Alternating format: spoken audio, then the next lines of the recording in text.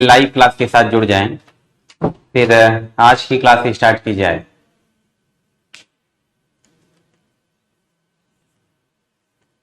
जो लोग live class के साथ जुड़ चुके हैं वो एक बार क्लियर कर दें कि आप सभी मुझे सुन पा रहे हैं।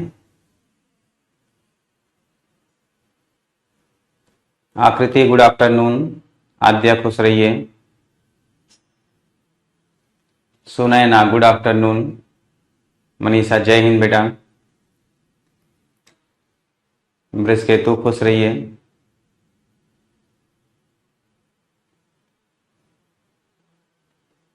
वसु जी खुश रहिए, आशीष गुड आफ्टरनून। चलिए ठीक है, आप लोग तेजी से लाइव क्लास के साथ जुड़ रहे हैं। अब ये बताएं कि क्या मेरी आवाज आप तक पहुंच रही है? ठीक है, वसु ने लिख दिया यस सर, ऑल क्लियर। तो कल सबसे लास्ट पॉइंट मैंने क्या नोट कराया था? सबसे लास्ट पॉइंट आपने क्या नोट किया था? प्रहलाद, प्रियंका गुड आफ्टरनून बच्चों। प्रियंका बेटा मैं ठीक हूं, उम्मीद करता हूं आप लोग भी अच्छे होंगे। बृहस्केतु जी बिल्कुल मैं ठीक हूं। क्या बात है, आज आप लोग यही पूछ रहे हैं कि सर आप ठीक तो हैं? मतलब ठीक ही दिख रहा हूं, दिखने से क्या मैं ठीक नहीं दिख रहा हूं?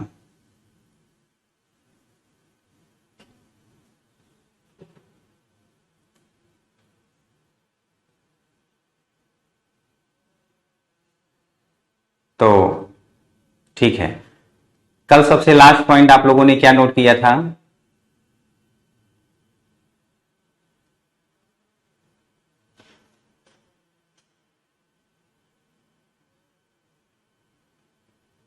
अच्छा, संजीव रेड्डी प्रेसिडेंट बन गए।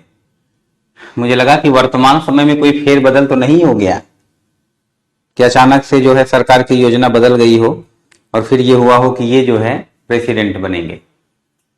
तो प्रियंका लिख रही हैं आज बहुत हैप्पी लग रहे हैं। देखो बेटा, खुश रहने से ना बहुत सी परेशानियां स्वतः दूर हो जाती हैं। आप खुश रहिए, आपको परेशान करने वाले जो है आश्चर्यचकित रहेंगे कि यह व्यक्ति खुश कैसे रह लेता है। तो एक तो वो जो है जल भुन करके दूर हो जाएंगे, ऊपर से बहुत सी शारीरिक बीमारियां जो है खुश रहने वालों से दूर रहती हैं। तो खुश रहना जो है इसका कोई दाम तो लगता नहीं। बचपन में एक जगह पढ़ा हुआ था, मतलब वहां लिखा था कि हमेशा मुस्कुराइए, इसमें कोई दाम नहीं लगता। तो यह बात मेरे दिल को छू गई। अब मुझे लगा कि बिल्कुल अगर इसमें कोई दाम नहीं लगता है और मुस्कुराने से जो है सेहत सही रहती है तो क्यों ना मुस्कुराया जाए। तो बस ये समझिए कि खुश रहना चाहिए। वैसे तो हर व्यक्ति को लगता है कि मैं बहुत परेशान हूं, मैं बहुत परेशान हूं, दुनिया में सबसे ज्यादा मैं ही परेशान हूं। लेकिन बच्चों, परेशान हर कोई है। अगर कभी दिल से बैठ करके किसी और की सुना जाए तो समझ नहीं आएगा कि दुनिया में कितना गम है, अपना वाला फिर भी कम है। तो बस ये समझ लीजिए कि इन सबका एक ही इलाज है। कष्ट आता जाता रहता है, सुख दुख आते जाते रहते हैं, समभाव रहना चाहिए, हमेशा मुस्कुराते रहो, मस्त रहो, प्रोग्रेस करते रहो। तो ये एक बहुत बढ़िया तरीका है। नीलम संजीव रेड्डी को राष्ट्रपति बना दिया, ठीक है। अच्छा, दीपक जी संपर्क करिएगा, बता दूंगा। विकास जी खुश रहिए। तो चलिए रुपेश लिख रहे हैं मैम के बारे में कोई नहीं पूछ रहा है, मैं पूछ लेता हूं मैम कैसी है। बस ये समझ लो बेटा कि अगर इस चेहरे पर आपको मुस्कुराहट दिख रही है तो समझ लो कि मैम ठीक हैं, तभी जो है यहाँ मुस्कुराहट है। वरना ये सारा लेक्चर जो मैं इतनी देर से दे रहा था वो एक सेकंड में हवा हो जाता है। तो अगर कोई मुस्कुराता हुआ दिख जाए तो समझ लेना कि उसकी मैडम जो है ठीक है, कोई समस्या नहीं है, तभी वह व्यक्ति खुश है। वरना अगर चाणक्य ने कहा था कि पति पत्नी के विचार मिल जाएं तो दोनों के लिए धरती स्वर्ग के समान है, और अगर ऐसा नहीं मिलता है तो बस समझ लेना कि धरती जो है वो नर्क के समान है। तो बहरहाल अब आगे बढ़ा जाए।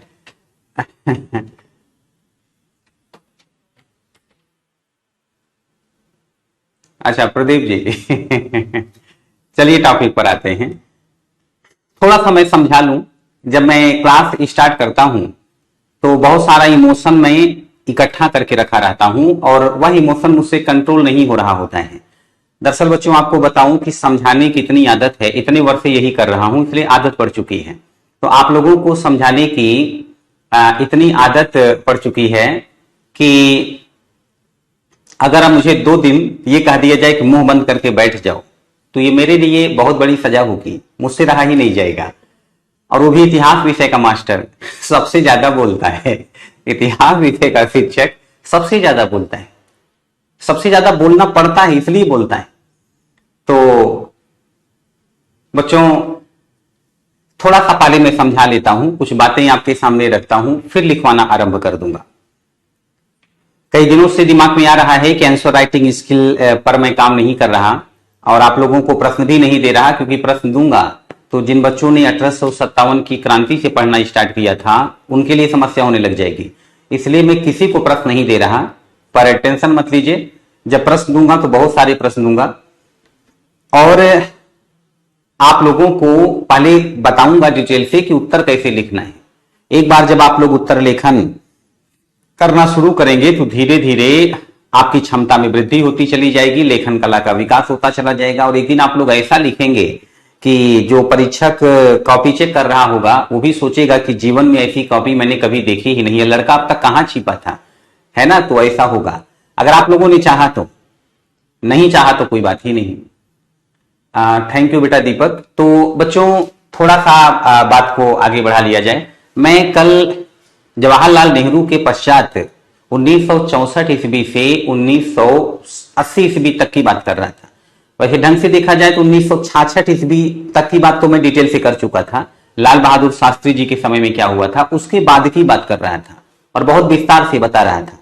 तो मैं आपको बता रहा था कि उस समय राजनीति की स्थिति क्या थी और आपने नोटिस किया होगा कि राजनीति का निरंतर पतन होता जा रहा था। यह देश के लिए बहुत अच्छा संकेत नहीं था। दूसरी बात यह है कि उस समय आर्थिक स्थिति क्या थी, मैंने विस्तार से बताया। सामाजिक स्थिति क्या थी, मैंने विस्तार से बताया। थोड़ा सा सांस्कृतिक स्थिति को भी जान लीजिए, मैंने संक्षेप में बोल करके बात को समाप्त कर दिया था। बच्चों 1959 ईस्वी में पहली बार दिल्ली में दूरदर्शन केंद्र की स्थापना हुई। इसके बाद धीरे धीरे करके भारत के अन्य क्षेत्रों में दूरदर्शन केंद्र की स्थापना हुई। 1980 ईस्वी के दशक की बात है। भारत में वैसे तो टीवी सीरियल जो पहला स्टार्ट हुआ वो था हम लोग, बाद में बहुत से टीवी सीरियल आए। 1980 के दशक में तो बहुत से टीवी सीरियल चल रहे थे। आप लोगों ने सुना होगा कि रामायण और महाभारत, रामानंद सागर का रामायण और श्री कृष्णा, B.R. चोपड़ा का महाभारत, उसके बाद ये सब ऐसे सीरियल हैं जिन्होंने भारत के लोगों में, ऐसे कहो कि भारत में क्रांति सी लाती थी। बच्चों गांव में एक टीवी हुआ करती थी, मुझे भी याद है बचपन में गांव में कुछ ही टीवी थी, तो मेरे यहां भी थी और गांव के बहुत से लोग जो है जब कृष्णा आता था, जब रामायण आता था तो देखने के लिए आते थे।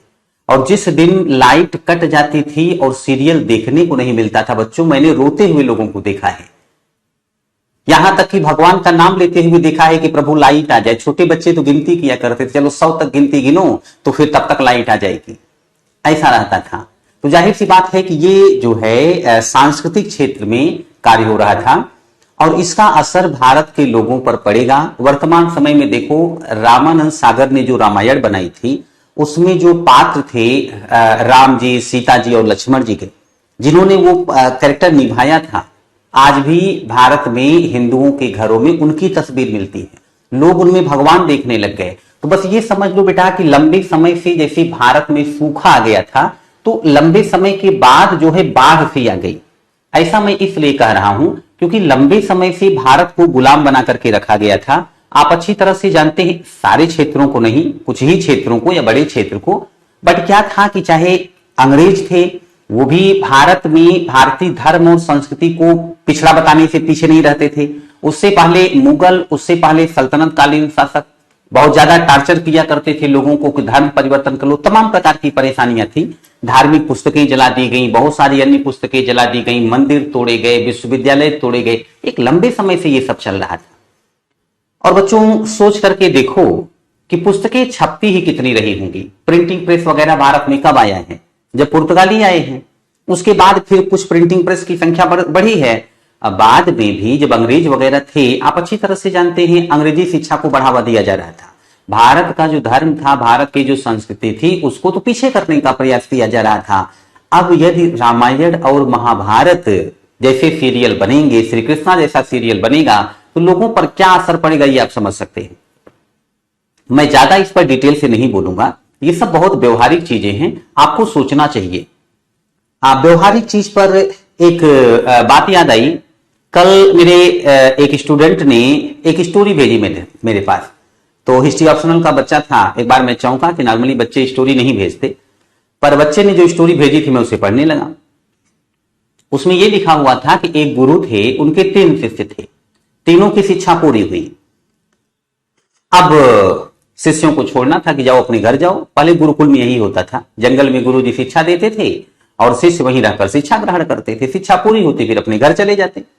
अब तो घर पे बैठ करके ही आप लोग शिक्षा ग्रहण कर रहे हो, गुरु जी कहीं हो, क्या फर्क पड़ता है।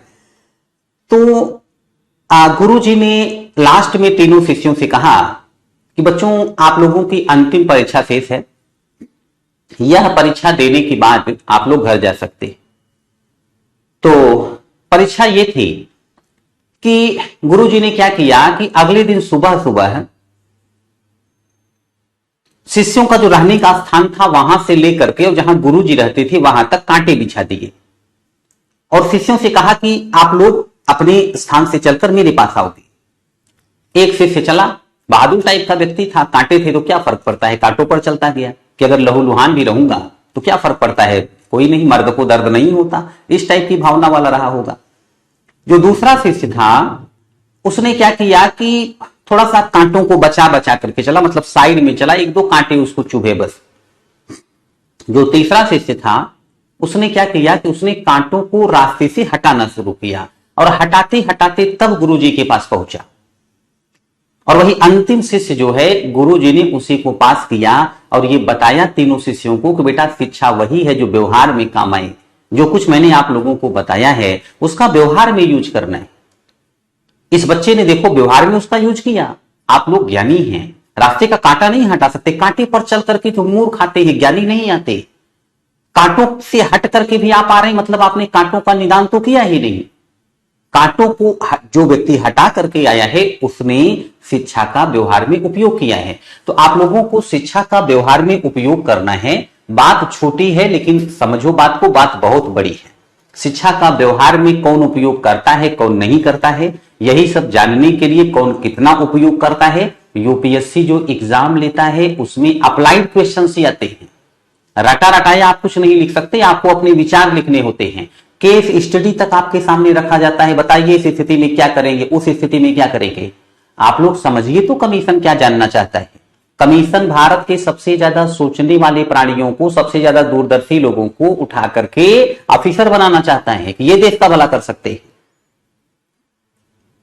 तो रामायण महाभारत सीरियल की बात मैंने कर दी। एक और छोटी सी बात है बच्चों, अब बहुत पहले बाबर ने भारत पर आक्रमण किया था। इन लोगों का उद्देश्य होता था कि भारत के मंदिर तोड़ दिए जाएं। तो बाबर के एक सेनापति मीर बाकी ने अयोध्या में एक मंदिर तोड़ा। उससे पहले भी बहुत से मुस्लिम आक्रमणकारियों ने मंदिर तोड़ने का प्रयास किया था। सल्तनत काल में बाबर से पूर्व लगभग 300 वर्ष तक मंदिर तोड़ने का निरंतर प्रयास हुआ, लेकिन अयोध्या के जो क्षेत्रीय लोग थे, वहां के आसपास के लोग, उन्होंने विरोध प्रदर्शन जारी रखा, संघर्ष जारी रखा, लड़ना जारी रखा। अयोध्या के मंदिर तोड़े जाना संभव नहीं हुआ। पर जब बाबर ने हमला किया तो बाबर के एक सेनापति ने वहां पर एक मंदिर तोड़ दिया। माना जाता है कि वहीं पर राम जी का जन्म हुआ था और वो मंदिर तोड़ दिया गया, जो वहां के लोगों ने बताया। अब यहां से फिर असंघर्ष शुरू हुआ। अंग्रेज थे तब भी ये चीजें बनी हुई थी, अंग्रेजों ने इसके बारे में विवरण भी दिया हुआ है। इसके बाद क्या हुआ कि जब देश स्वतंत्र हुआ तो एक डीएम थे, जिला कलेक्टर, उन्होंने क्या किया कि उस जो है जहां वो मंदिर तोड़कर मस्जिद बनाई गई थी उस परिसर में कुछ कट्टर हिंदू थे, उनको मूर्ति रखने की परमिशन दे दी, जो मतलब पुस्तकों में लिखा हुआ मिलता है। मूर्ति वहां पहले से थी भी, ये भी कहा जाता है। तो डीएम ने ऐसी परमिशन दे दी। अच्छा, अंग्रेजों के काल में ये बताया जाता है कि अंग्रेजों ने ऐसा लिखा हुआ है कि हिंदू जब वहां से गुजरते थे तो दूर से ही उस मस्जिद की ओर देखते थे। उनको पता था कि यहीं पर पहले मंदिर हुआ करता था, यहां पर मूर्ति थी, यहां पर राम जी का जन्म हुआ था। तो दूर से आस्था से देखा करते थे, क्योंकि लंबे समय तक इन क्षेत्रों में मुस्लिम शासक बड़े शक्तिशाली थे। तो फिर विरोध तो चलता रहा, संघर्ष चलता रहा, पर सफलता नहीं मिल पा रही थी। तो अंग्रेजों ने भी इन चीजों को लिखा, लेकिन जब जिला कलेक्टर ने ऐसा आदेश दिया तो स्थिति बिगड़ सकती थी। अभी 1947 ईस्वी की स्थिति को संभालने का प्रयास किया जा रहा था। ऐसे में वल्लभ भाई पटेल, जवाहरलाल नेहरू ने इसका विरोध किया कि नहीं, ऐसा नहीं होना चाहिए। बाद में क्या किया गया कि ये जो है मतलब वहां पर लॉक लगा दिया गया, मतलब मंदिर मस्जिद समझकर कोई वहां नहीं जा सकता, ना वहां पर हिंदू जाएगा ना वहां पर मुस्लिम जाएगा, ऐसी स्थिति होगी, वो बंद हो गया। बहुत बाद में बेटा विश्व हिंदू परिषद ने प्रयास करना शुरू किया कि हिंदुओं के लिए जो है दरवाजा खोल दिया जाए वहां का, और फिर वहां का दरवाजा खोल दिया गया सरकारी आदेश पर ही। संघर्ष छिड़ गया, सांप्रदायिक दंगे हो गए, चीजें चलती रही। उसके बाद धीरे धीरे करके फिर बहुत कुछ हुआ, आगे मैं थोड़ा सा और जिक्र करूंगा। वर्तमान समय तक क्या हुआ है या सब आप लोग जानते हैं। तो ये चीजें उस समय उठ खड़ी हुई थी, बस मैं ये कहना चाहता था। एक और बात आप लोगों के सामने रखना आवश्यक है, आप लोगों के लिए जानना आवश्यक है कि नेहरू के पश्चात 1964 ईस्वी से लेकर के 1980 ईस्वी के मध्य क्या हुआ। बच्चों एक छोटा सा उदाहरण मैं आपके सामने रख रहा हूं, फिर अपनी बात समझाऊंगा। जैसे छोटा सा बच्चा जब होता है तो आरंभ में उसको अपने माता पिता से लॉलीपॉप चाहिए होता है। बच्चा बड़ा होने लगता है। राहुल बेटा थैंक यू, राहुल लिख रहे हैं I am feeling best in history subject, thank you Ravi Mishra sir, thank you बेटा। तो क्या है कि बच्चा जब छोटा होता है तो माता पिता पर निर्भर होता है। आरंभ में उसको माता पिता से लॉलीपॉप वगैरह चाहिए होता है, थोड़ा और बड़ा हो जाता है तो उसको चॉकलेट वगैरह चाहिए होता है, थोड़ा और बड़ा हो जाता है तो उसको और चीजें माता पिता से चाहिए होती हैं। जो कुछ चाहिए होता है माता पिता से ही चाहिए होता है। अब जब बच्चा धीरे धीरे बड़ा हो जाता है, जब उसको लगता है कि अब हमारे पर निकल आए, अब मैं पैसा कमा सकता हूं, मैं जो चाहूं अपने लिए खरीद सकता हूं, जहां चाहूं जा सकता हूं, तब वह माता पिता की अवज्ञा करना शुरू कर देता है। अब वह माता पिता पर निर्भर नहीं रहता, तो माता पिता की बात भी मानना नहीं चाहता। मैं सारे बच्चों की बात नहीं कर रहा हूं, आप जैसे अच्छे लोगों को तो बिल्कुल, मैं अच्छे लोगों की बात बिल्कुल नहीं कर रहा हूं। बहुत से ऐसे लोग जो माता पिता की बात नहीं मानते उनकी बात कर रहा हूं। अब बच्चे के पर निकल आते, फिर बच्चा उड़ने लगता है, ऐसा होता है। अब इस उदाहरण को छोड़िए, थोड़ा सा मैं बात करना चाहता हूं भारत में राज्यों की। ऐसे समझिए जैसे बच्चा बड़ा होकर जब उसके पर निकल आते हैं, उड़ने लगता है, माता पिता के कंट्रोल से बाहर चला जाता है, ऐसे ही भारत में कुछ राज्य रहे थे आरंभ से ही। कोई राज्य जब शक्तिशाली होता था, जब कोई कहीं का अधिकारी ही है बहुत शक्तिशाली हो जाता था, तो उसको लगता था मैं उड़ जाऊं, अब मैं किसी के कंट्रोल में नहीं रहूंगा। मैंने जिनको मॉडर्न हिस्ट्री पढ़ाया है उनको बताया है, जिनको नहीं पढ़ाया उनको बता रहा हूं। एक मुगल शासक था मोहम्मद शाह रंगीला। मुगलों के पास 20-21 राज्य थे भारत में। उन्होंने राज्यों में गवर्नर स्थापित करके रखे थे और गवर्नरों के माध्यम से वो अपने साम्राज्य पर कंट्रोल करते थे। जैसे आज राष्ट्रपति जो है वो राज्य में गवर्नर होते हैं तो उन पर कंट्रोल लगता है। इस तरीके से भारत पर कंट्रोल है, भारत की केंद्रीय सरकार का, राष्ट्रपति का, प्रधानमंत्री का। तो क्या होता है बेटा कि मुगलों के जो अधिकारी थे उन्होंने देखा कि मोहम्मद शाह रंगीला नाकारा है, वो बस महिलाओं के साथ व्यस्त होता था, हिजड़ों के साथ व्यस्त होता था, बहुत ही विलासी टाइप का व्यक्ति था। उसके पास हरम था जहां पर हजारों महिलाएं थी, उसके पास कई बीवियां थी। उसके बाद उसने हिजड़ों की टीम भी बना रखी थी मनोरंजन के लिए। तो क्या हुआ कि अधिकारियों ने देखा राजा अयोग्य है, लापरवाह है, तो अधिकारियों ने स्वयं को राजा से स्वतंत्र कर लिया, अपना क्षेत्र भी स्वतंत्र कर लिया। उन्होंने क्या किया, स्वतंत्र राज्य की स्थापना कर दी। कोई अवध का स्वतंत्र शासक बन बैठा, कोई बंगाल का स्वतंत्र शासक बन बैठा, इस प्रकार से। तो बस ये समझ लो कि उन अधिकारियों के पर निकल आए, उन राज्यों के पर निकल आए, वो अब मुगल शासक के कंट्रोल से बाहर हो गए। ऐसे ही भारत में जो राज्य थे, जो राजा थे, उनके भी पर निकल सकते थे कि हम भारत के साथ नहीं रहेंगे। स्वतंत्रता के समय मैंने चर्चा किया था 3 ऐसे राज्य थे जिनके पर ज्यादा मजबूत और बड़े हो गए थे और वो उड़ने की फिराक में थे। जम्मू कश्मीर, हैदराबाद, जूनागढ़, किस प्रकार से उनको कंट्रोल में लिया था वल्लभ भाई पटेल ने, मैं आपको विस्तार से बता चुका हूं। तो बेटा भविष्य में कोई और राज्य इस प्रकार का कार्य ना करे, उसके पर अगर उसको मजबूत होते हुए दिख जाए तो भारत से उड़ जाने का प्रयास ना करे, भारत से अलग होने का प्रयास ना करे, भारत से स्वतंत्र होने का प्रयास ना करे। जैसे जम्मू कश्मीर करता था कि हमको स्वतंत्रता दे दो, स्वायत्तता दे दो, अलग चले जाएंगे। तो इसके लिए क्या करना चाहिए कि इनके पर को या तो काट दो या पर को बांध दो। यही कारण है बच्चों कि भारत की सरकार सुरक्षा, संचार और विदेश नीति, इन तीनों को अपने कंट्रोल में रखती है केंद्र की सरकार। यह राज्यों के पास नहीं होता,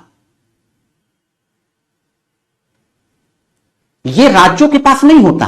राज्य किसी विदेश मतलब विदेश से या किसी अन्य देश से संबंध स्थापित नहीं कर सकते, डायरेक्ट संबंध स्थापित नहीं कर सकते। संचार इनके हाथ में नहीं होता और इनके हाथ में रक्षा नहीं होती, सेना इनके पास नहीं होती, इनके पास सेना नहीं होती। ये बहुत पहले ये गलतियां किया करते थे, राजा जो है अधिकारियों के पास भी सेना रख देते थे, बाद में उस सेना के माध्यम से जो अधिकारी था वही राजा को रास्ते से हटाने का प्रयास करता। रक्षा, विदेश नीति, संचार, ये तीन राज्यों को दो ही मत तो इनके पर नहीं निकलेंगे, वरना प्रॉब्लम हो जाएगी। तो बस ये समझ लो, चाहे कह दो कि इनके पर काट दिए गए, चाहे ये कह दो कि इनके पर को बांध दिया गया। केंद्र सरकार ने यही किया, संविधान में यही प्रावधान था। और आप अच्छी तरह से जानते हैं कि राज्य के पास पुलिस होती है, पर मुझे ये बताएं, पुलिस का जो सबसे बड़ा अधिकारी होता है एक जिले में ही, जो पुलिस का सबसे बड़ा अधिकारी होता है वो काम तो राज्य में करता है, और उसको नियुक्त कौन करता है? राज्य में सीएम या राज्यपाल या डायरेक्ट राष्ट्रपति? मुझे जरा कमेंट करके बताएं। या वैसे भी जिले में जो सबसे टॉप के ऑफिसर होते हैं पुलिस सेवा में, प्रशासनिक सेवा में, उनकी नियुक्ति कौन करता है? उनको सर्विस में लेता कौन है? केंद्र सरकार या राज्य सरकार? जरा कमेंट करके बताएं, फिर मैं बताता हूं मैं कहना क्या चाहता हूं। अभी तक तो आप लोग सोच रहे होंगे कि सर कहना क्या चाहते हैं, एक वीडियो आता है इस पर कि कहना क्या चाहते हो।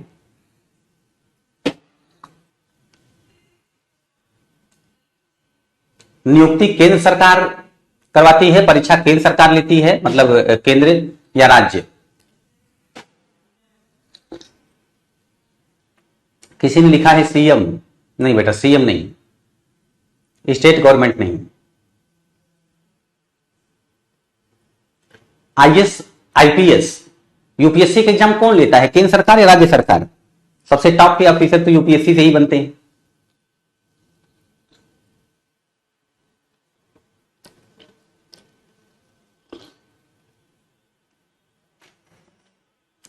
संघ परीक्षा लेती है राज्य, UPSC, union public service commission.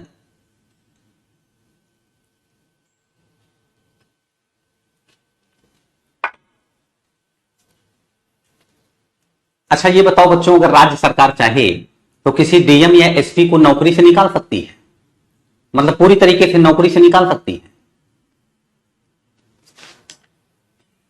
यदि राज्य सरकार चाहे, सीएम चाहे, गवर्नर चाहे कि किसी डीएम को उसके पद से हटा दो, मतलब उसकी नौकरी ही खत्म कर दो, एसपी की नौकरी खत्म कर दो, तो क्या ऐसा सीएम कर सकता है?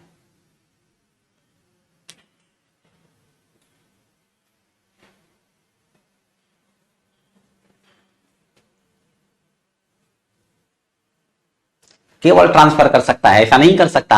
अब मुझे इतना बता दो कि जब पक्षी पर इतना कंट्रोल है जब पक्षी पर इतना कंट्रोल है, पक्षी उड़ सकता है क्या?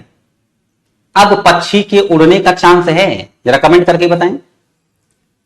जब पक्षी पर इतना कंट्रोल है, पिंजड़ा इतना मजबूत है, तो क्या पक्षी उड़ सकता है?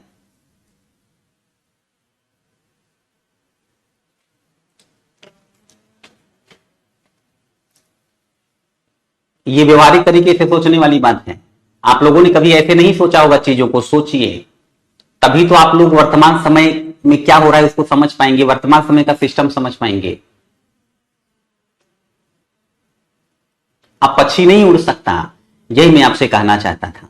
लेकिन फिर भी बच्चों, क्योंकि स्टार्टिंग में भारत देश जस्ट स्वतंत्र ही हुआ था, उस समय ना तो इतने ऑफिसर थे जैसे आज की डेट में ऑफिसर हैं, भारत स्वतंत्र हुआ तो क्या ऐसी व्यवस्था थी क्या? इतने ऑफिसर थे क्या? अच्छा बच्चों, मैं आपको एक काम देता हूं। जैसे बचपन में आप लोग होमवर्क पाते थे, आज आपको ये करना है कि क्लास की बात सोचिएगा कि जब भारत देश स्वतंत्र हो गया, अंग्रेज चले गए, तो भारत में तो ज्यादातर अंग्रेज अधिकारी ही थे, मतलब अधिकारी भी चले गए, तो इतने बड़े देश पर सरकार ने शासन कैसे चलाया? इतने सारे अधिकारी मिले कहां से जो है सरकार ने देश संभाल दिया? यह आपको सोचना है बच्चों। क्या है कि भारत में जस्ट वही स्वतंत्रता मिली थी। अब उस समय तो भारत की सरकार बहुत शक्तिशाली थी नहीं, आपको तो पता है, खाने भर का नहीं था अपने पास। अब सोचो, अगर उस समय कोई भी राज्य केंद्र सरकार के खिलाफ जाने का प्रयास करे, उसको लगे कि नहीं हमको जो है स्वतंत्रता चाहिए, तो क्या होगा? आरंभ में जम्मू कश्मीर को अनुच्छेद 370 के तहत कुछ छूट दी गई थी, उसको बहुत सारे अधिकार दिए गए थे। और आप अच्छी तरह से जानते हैं कि जम्मू कश्मीर में कितने लोग अलगाववादी टाइप के रहे हैं। बेटा, जम्मू कश्मीर में एक नेता हुआ करते थे शेख अब्दुल्ला। शुरू में तो वो भारत के साथ विलय के पक्ष में थे कि कश्मीर का भारत के साथ विलय हो जाए, लेकिन थोड़े समय बाद उनके सुर बदलने लग गए। वो जम्मू कश्मीर को भारत से पृथक करने की बात करने लग गए, शेख अब्दुल्ला। अब जब वो पृथक करने की बात करने लग गए तो इधर जनसंघ, वर्तमान समय की भाजपा, उस समय का जनसंघ के एक नेता थे श्यामा प्रसाद मुखर्जी, ये जम्मू कश्मीर में मांग करने लग गए कि ये अनुच्छेद 370 ही समाप्त कर दो। मामला तूल पकड़ने लग गया। श्यामा प्रसाद मुखर्जी गिरफ्तार हुए, जेल में बंद रहे, फिर उनको हार्ट अटैक आया, वो मर गए। लेकिन जनसंघ ने यह मुद्दा उठा करके रखा। और उधर जम्मू कश्मीर में शेख अब्दुल्ला वो निरंतर जो है जम्मू कश्मीर को पृथक करने की मांग करते रहे। हुआ ये कि जब 1971 ईस्वी में पाकिस्तान भारत के द्वारा पिटता हुआ दिखा, तो शेख अब्दुल्ला को भी थोड़ा सा आइडिया लग गया कि हमारे साथ क्या हो सकता है। तो अब उनके स्वर ज्यादा उग्र नहीं रहे कि जम्मू कश्मीर को पृथक कर दिया जाए, बस वो स्वायत्तता की मांग करते रहे कि हाँ, हमको जो है ज्यादा से ज्यादा मतलब अधिकार दो। उनको स्वायत्तता चाहिए थी। ऑलरेडी उनको इतने अधिकार मिले हुए थे, जम्मू कश्मीर के राज्य को इतने अधिकार मिले हुए थे कि बेटा भारत का राज्यपाल वहां पर नहीं भेजा जा सकता था, नियंत्रक महालेखा परीक्षक जो होते हैं उनको वहां पर अधिकार नहीं था, तमाम चीजें वहां पर थी। बहुत उनका अपना जो है संविधान, अपने टाइप का कानून, अपने टाइप की व्यवस्था सब उनको दिया गया था। पर आपको तो पता है, जैसे जैसे भारत की सरकार शक्तिशाली होती जाएगी, उस भारत की सरकार को यह विशेष प्रावधान, यह अधिकार जम्मू कश्मीर का पसंद नहीं आएगा।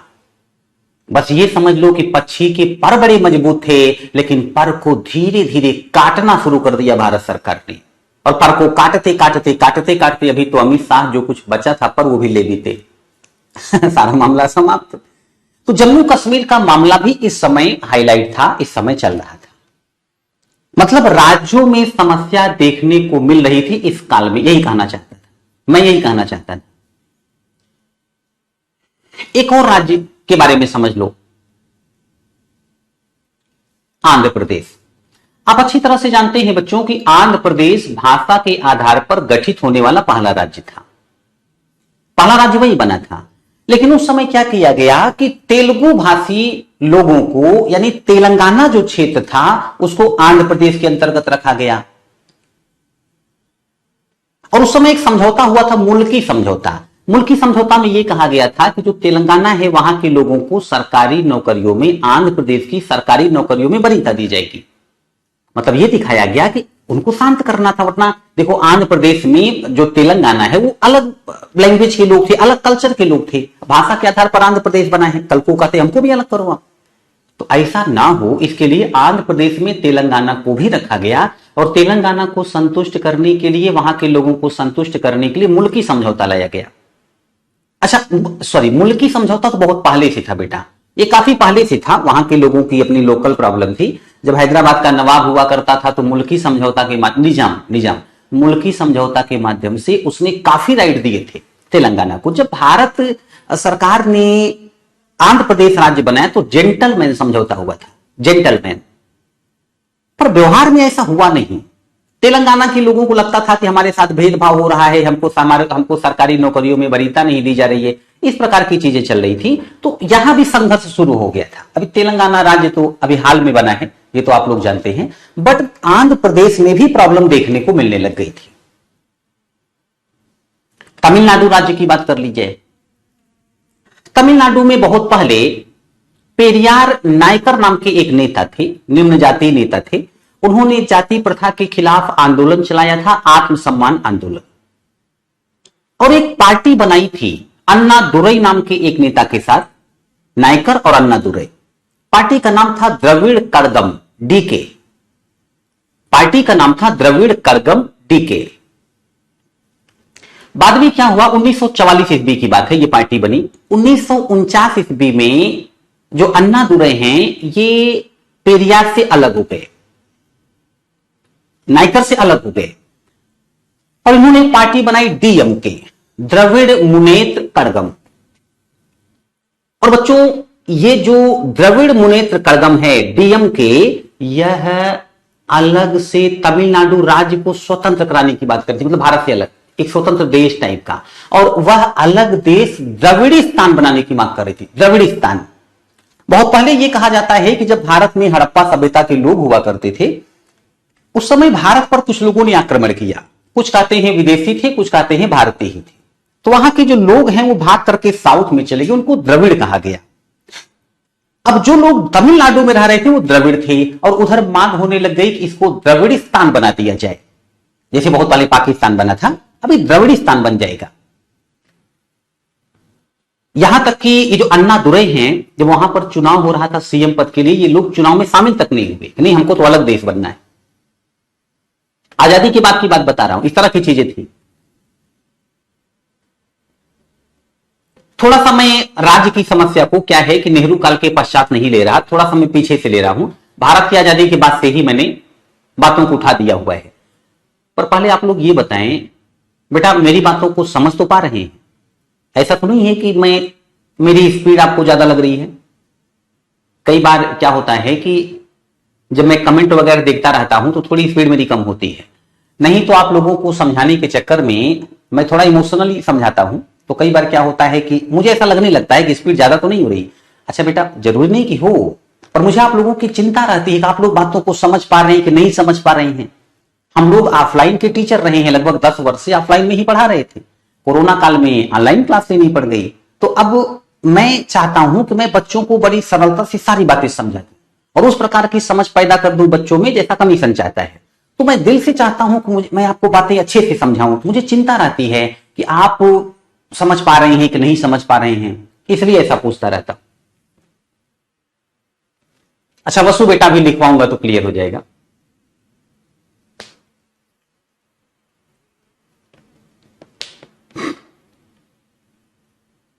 ठीक है, सब लोग बोल रहे हैं, समझ में आ रहा है, कंटिन्यू करिए। ये जो नाम वगैरह बोल रहा हूं ना, इसी में आपको दिक्कत होगी किसी किसी को। तो ये सब मैं लिखवा दूंगा तो प्रॉब्लम सॉल्व हो जाएगी। अब बच्चों, क्योंकि ये जो लोग थे डीएमके के, इससे पहले डीके के, ये निम्न जातीय लोग थे और उस समय कांग्रेस पार्टी पर यह आरोप लगता था कि कांग्रेस पार्टी ब्राह्मणों की पार्टी।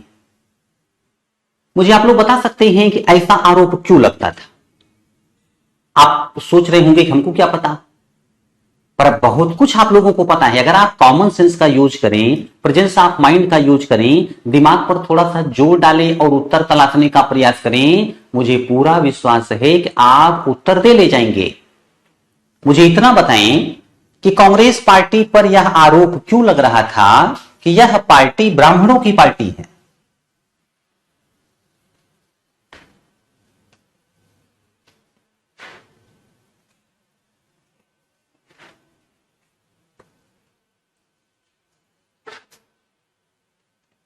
बताएं।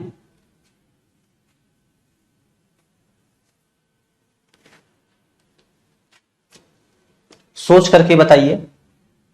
मैं भी देखना चाहता हूं कि आप लोगों का दिमाग चलता रहता है या नहीं लेक्चर के समय पर।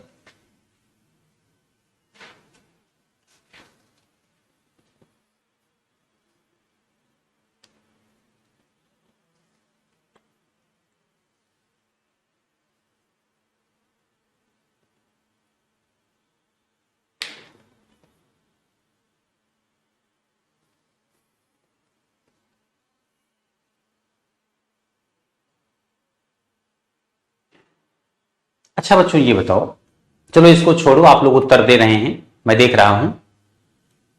कांग्रेस पार्टी के अंतर्गत जो देश के पहले प्रधानमंत्री बने थे जवाहरलाल नेहरू, वो किस कास्ट के थे? देखो अभी सुनैना ने लिख ही दिया कि जवाहरलाल नेहरू ब्राह्मण थे। अब ये बताओ, देश के जो पहले राष्ट्रपति बने थे कांग्रेस पार्टी के अंतर्गत, वो किस कास्ट के थे?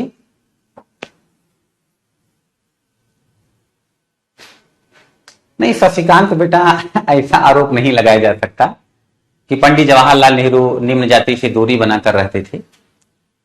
जो सिंडिकेट था उसमें जो सबसे प्रमुख नेता थे कामराज, वो निम्न जाति से थे, तो ऐसा नहीं था।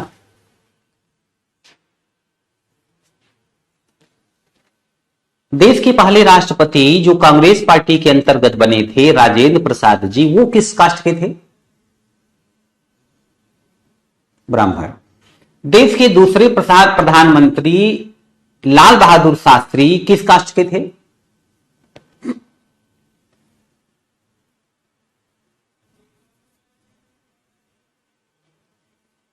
लाल बहादुर शास्त्री किस कास्ट के थे? ब्राह्मण। यूपी के सीएम गोविंद वल्लभ पंत किस कास्ट के थे? यूपी के जो पहले मुख्यमंत्री थे गोविंद वल्लभ पंत, कांग्रेस पार्टी के अंतर्गत, वो मद्रास में भी जो सीएम थे चक्रवर्ती राजगोपालाचारी, उच्च जाति से थे। तो कहने का आशय यह है बच्चों कि कांग्रेस पार्टी को ब्राह्मणों की पार्टी मानते थे ये लोग। अच्छा एक बात और समझने की आवश्यकता है, मैं चाहता हूं कि इस पर आप लोग स्वयं जानकारी एकत्रित करिएगा।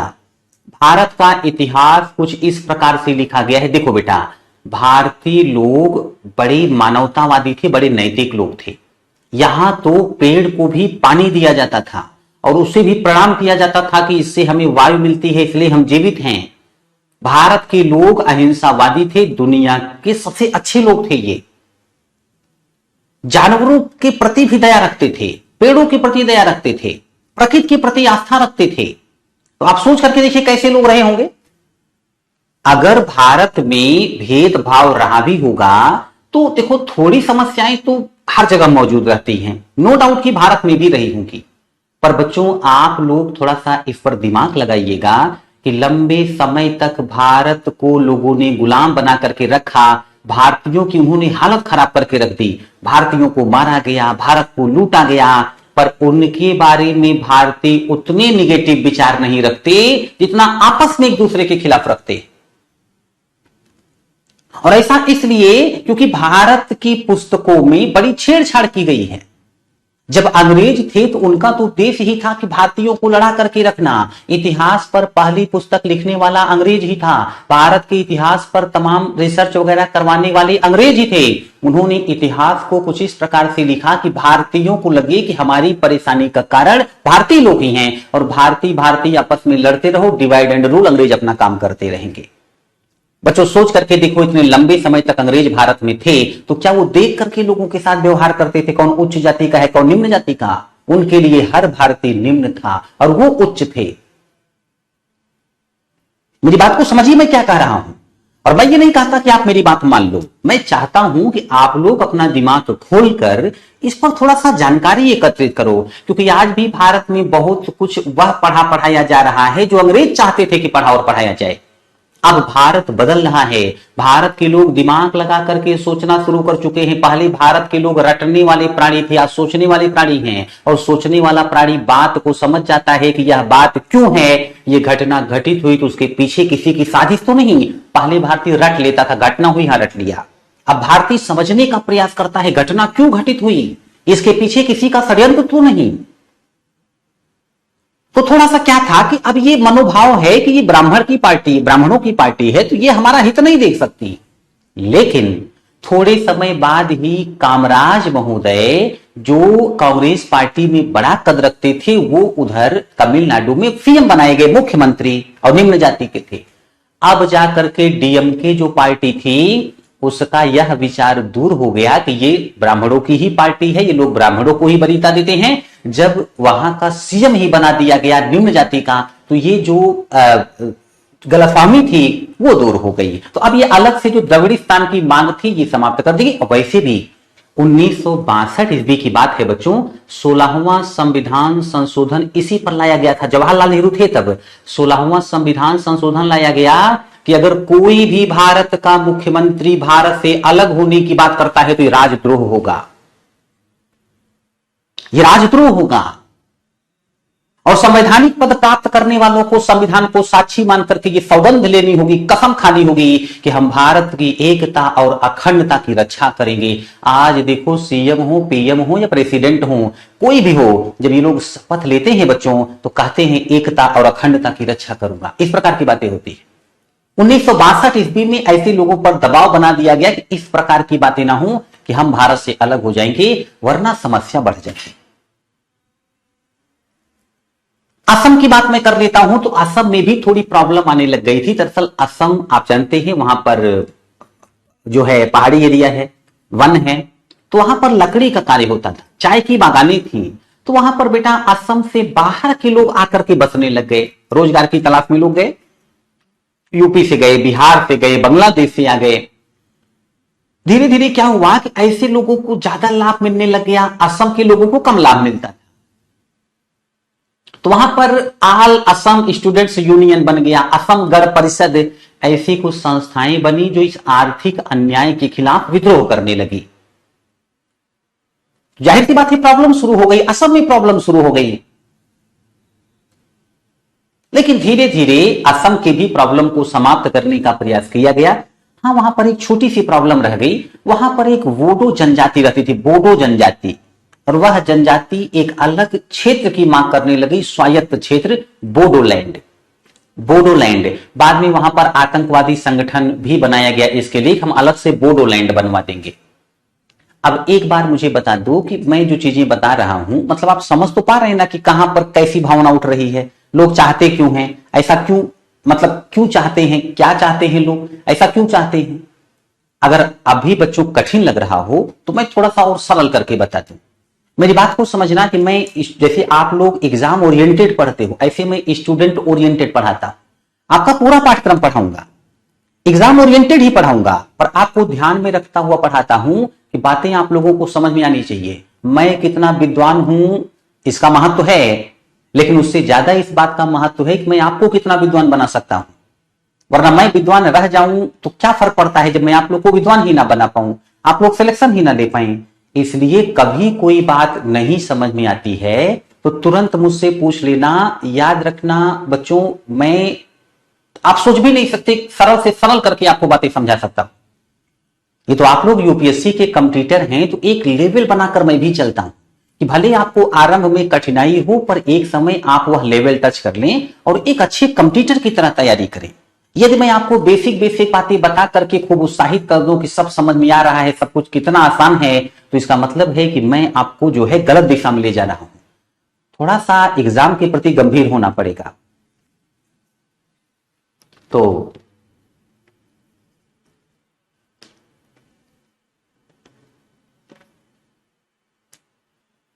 वसु लिख रहे हैं थोड़ा सा ब्रीफ में सर जी। बेटा इससे ज्यादा ब्रीफ इसलिए नहीं कर सकता क्योंकि पोस्ट इंडिपेंडेंस में ऑलरेडी मैं काफी समय ले रहा हूं। इससे ज्यादा ब्रीफ में जानने की आवश्यकता भी नहीं है। अगर जानना हो तो नेट पर सर्च कर लेना। तो संक्षेप में आपको मैं भारत की थोड़ी समस्या बताना चाहता हूं कि आपकी जानकारी में रहे, कभी कोई प्रश्न आता है तो आप इस जानकारी का उपयोग कर सके, इसीलिए ऐसा कर रहा हूं। तो असम में यह प्रॉब्लम थी। अच्छा, पंजाब में बेटा पहले पंजाब और हरियाणा दोनों एक में ही थे। बाद में क्या हुआ कि कुछ सिख अलग से पंजाबी भाषी लोगों के लिए राज्य की मांग करने लग गए। आप लोगों ने वर्तमान में अकाली दल का नाम सुना होगा, अकाली। तो ये अकाली जो थे ये थोड़ा सा मतलब जो है सिख धर्म को लेकर के आप थोड़ा सा कट्टरपंथी विचारधारा का कह सकते हैं, थोड़ा सा कट्टरपंथी विचारधारा का कह सकते हैं। तो अच्छा बच्चों, एक छोटी सी बात समझिए। अगर किसी को कठिन लग रहा है तो मैं एक उदाहरण देता हूं, चीजें और आसान हो जाएंगी। पहले तो पक्षी वगैरह वाला उदाहरण दे दिया था, तो मुझे लगा कि आप इसी आधार पर चीजें आसानी से समझ लेंगे। पर एक उदाहरण और दे देता हूं, जिनको इतिहास का ज्ञान ढंग से नहीं था वही भारत से अलग होने की बात करते थे। बेटा, राष्ट्रवादी विचारधारा से यदि आप भारतीय राष्ट्र में अपना इमोशन जोड़े हुए हैं, आप स्वयं को भारत का नागरिक समझते हैं, तो इसका मतलब है कि आप भी शक्तिशाली हैं, भारत भी। अगर आप भारत से अलग होने की बात करते हैं, सोचो बेटा, जैसे कि अब बोडोलैंड वाले ये कहते कि हम बोडोलैंड के हैं, तो मुट्ठी भर बोडो जनजाति, उनकी क्या ताकत होती, और क्या पता कल को किस देश के हाथ की कठपुतली बनकर रहते वो। ये जम्मू कश्मीर अगर भारत के साथ नहीं आ गया होता तो आज पाकिस्तान इस पर कब्जा कर चुका होता। और वर्तमान में जितना क्षेत्र पाकिस्तान के कंट्रोल में है जम्मू कश्मीर का, वहां की हालत देख लेना, और पूरे पाकिस्तान की हालत देख लो क्या है, और भारत में जो लोग हैं वो कितने सुखी हैं पाकिस्तान की अपेक्षा। चीन में जो जनता है उसकी स्थिति क्या है। कई बार क्या होता है बेटा, आपको पिंजड़े में बंद करके खूब अच्छा अच्छा भोजन खिलाया जाए, पर आप पिंजड़े में हैं, सुख और सुकून नहीं मिलेगा। मेरी बात को समझिए, कुछ तो अधिकार होना चाहिए। चीन के लोगों के पास कितने अधिकार हैं, कितने अधिकार हैं। भारत के संविधान ने इन बातों पर ध्यान रखा था। राज्य में देख लो कितनी छूट है राज्य के लोगों को, बहुत से अधिकार का प्रयोग करते हैं। सिर्फ कुछ अधिकार केंद्र ने अपने हाथ में रखे हैं, वो भी इसलिए रखते हैं क्योंकि इससे देश का भला, केंद्र का भी भला, राज्य का भी भला। यही स्थिति थी। तो कहने का मतलब यह है बच्चों कि लेकिन कुछ लोग इस बात को समझ कहां पा रहे थे। तभी तो अन्ना दुरई महोदय अलग से द्रविड़िस्तान की मांग कर रहे थे, बोडोलैंड वाले अलग से बोडोलैंड की मांग कर रहे थे। और अभी तो मैं कुछ और बताने चल रहा हूं, पंजाबी भाषी लोगों का अलग राज्य हो पंजाब, ऐसी मांग शुरू हो गई पंजाब में। और इधर वहां पर फिर जनसंघ एक्टिव हो गया और भी कुछ संगठन एक्टिव हो गए, और उन्होंने हिंदी भाषा को ध्यान में रखते हुए ये कह दिया अलग से हरियाणा बना दो। ये सब चीजें चल ही रही थी। आने वाले समय में पंजाब और हरियाणा दोनों अलग अलग कर दिया गया। पर क्या हुआ कि अब यहां पर कुछ रूढ़िवादी सिख दिखाई पड़े। एक रूढ़िवादी सिख थे भिंडरवाला। भिंडरवाला महोदय अलग से सिखों का क्षेत्र चाहते थे जो एक देश की तरह होता। भारत में एक राज्य नहीं, एक अलग देश, वो सिखों का देश होता। उसे खालिस्तान कहा गया। इन्होंने खालिस्तान नाम दिया कि खालिस्तान बनेगा। आज भी ये चर्चा का बिंदु होता है, बीच बीच में न्यूज़पेपर वगैरह में आप लोग पढ़ते होंगे। तो खालिस्तान की मांग करने लग गए। अच्छा, उस समय पंजाब के सीएम थे ज्ञानी जैल सिंह। तो ज्ञानी जैल सिंह अकाली दल के विरुद्ध भिंडरवाला का सपोर्ट चाहते थे, समर्थन चाहते थे, तो वो भिंडरवाला को संरक्षण देने लग गए। बाद में ज्ञानी जैल सिंह देश के गृह मंत्री बने, फिर वो भिंडरवाला को संरक्षण देते रह गए। और भिंडरवाला के साथ बहुत से लोग जुड़ गए थे, उनके पास हथियार थे बच्चों, खतरनाक हथियार थे। इंदिरा गांधी जी की सरकार थी उस समय, मैं आपको बताऊं, भिंडरवाला बहुत से लोगों के साथ हथियारों को लेकर के स्वर्ण मंदिर में घुस गया। खालिस्तान की मांग कर रहा था, अलग से सिखों का देश ही खालिस्तान, भारत के साथ नहीं रहना है, इस प्रकार की भावना। स्वर्ण मंदिर में घुस गया और स्वर्ण मंदिर में हथियारों का जखीरा रख लिया, बहुत सारे हथियार। आपको तो पता है कि इंदिरा गांधी जी को अगर लग जाए कि नहीं हम सही हैं, सामने वाला गलत, तो कोई भी एक्शन लेने से पीछे नहीं हटती थी। इंदिरा गांधी जी ने ऑपरेशन चलवा दिया, ऑपरेशन ब्लू स्टार।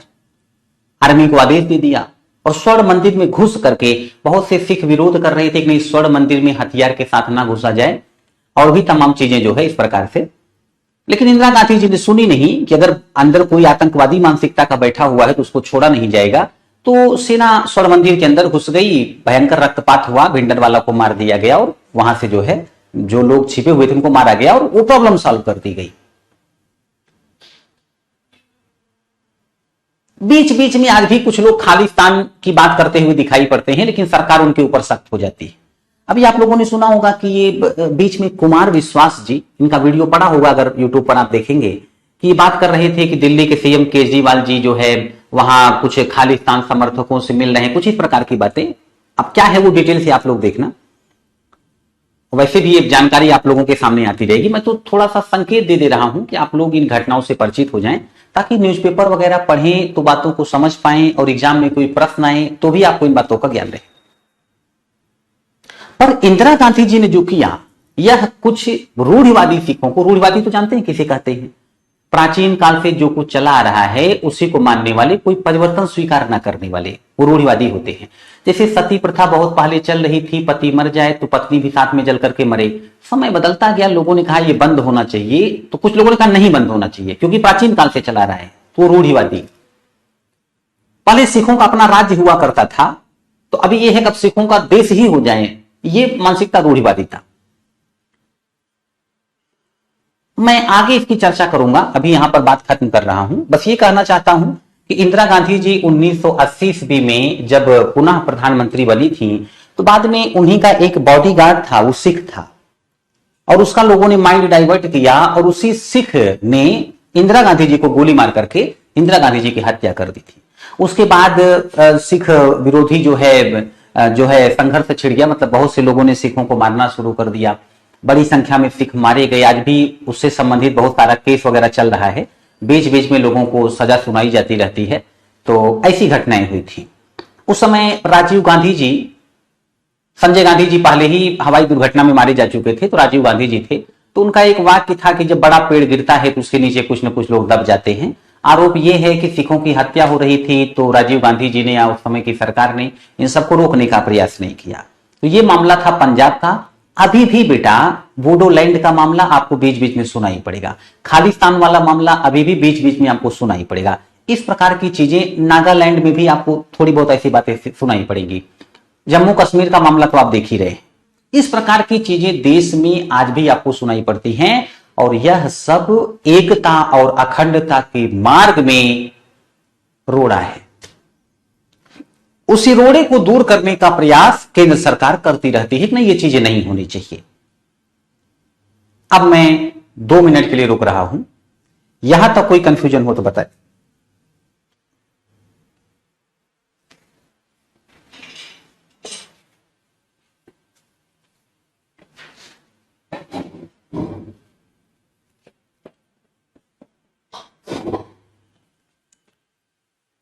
यहां तक कोई डाउट?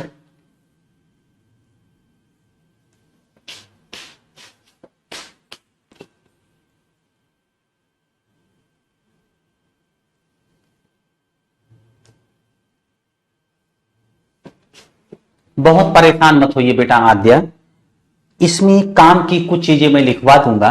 ये सब कुछ डिटेल से जानना बहुत आवश्यक नहीं था। बीच बीच में न्यूज़पेपर वगैरह पढ़ते रहेंगे तो इनसे संबंधित लेख आते रहते हैं, आप लोगों को जानकारी हो जाएगी। इससे भी ज्यादा महत्वपूर्ण चीजें हैं जो मुझे आपको बतानी है और लिखवानी है। हाँ बिल्कुल बेटा सबनम, वो रिवीजन से सही हो जाएगा।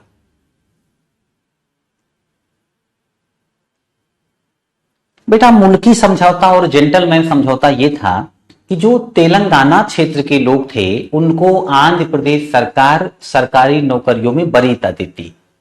इससे क्या होता है कि विरोध कम हो जाता है। मेरी बात को समझे, एक उदाहरण देता हूं।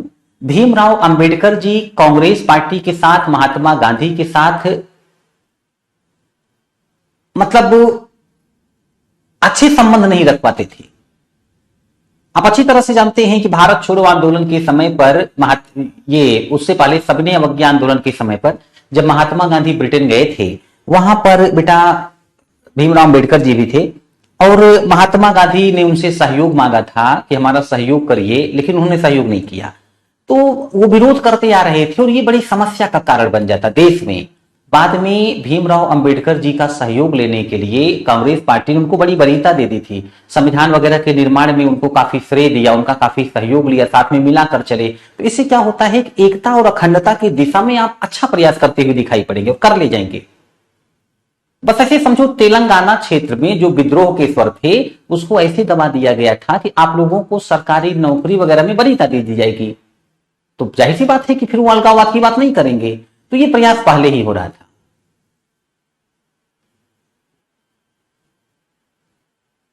नहीं बेटा सुने ना, अब नहीं।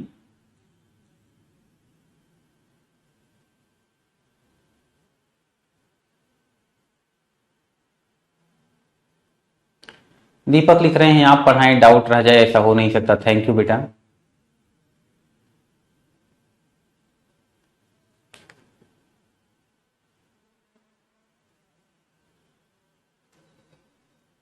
बिल्कुल प्रदीप जी ये तो है, एकदम सही कह रहे हैं आप। कुछ लोग कहते हैं कि 7 महीने हो गए, पाठ्यक्रम कंप्लीट नहीं हुआ। फिर कुछ लोग ये भी कहते हैं कि और ब्रीफ में समझाइए, तो दोनों बातें विरोधाभासी हैं।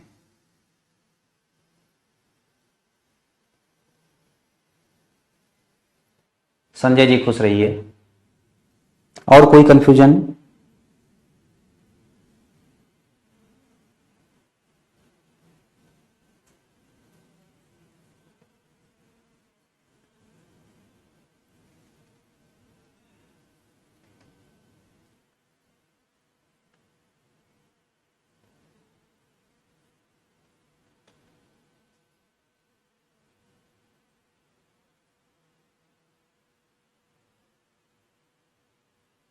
रोशन बेटा आपकी बात क्लियर नहीं हुई।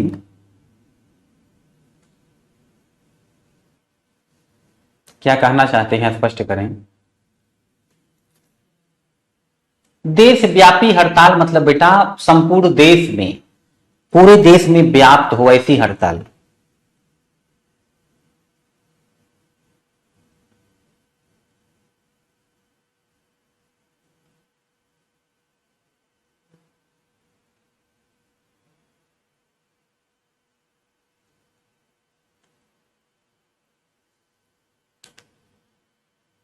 विपिन चंद्रा की बुक ले सकते हैं अमित जी। मनीषा बेटा मैं ये बता चुका हूं कि गोवा को कैसे स्वतंत्र कराया गया था, ये तो काफी पहले ही बता चुका हूं। जब राज्यों का, देशी रियासतों का एकीकरण बता रहा था तभी समझाया भी था और लिखवाया भी था। रोशन बेटा अभी तो कुछ नहीं लिखवाया, लिखवाने चल रहा हूं।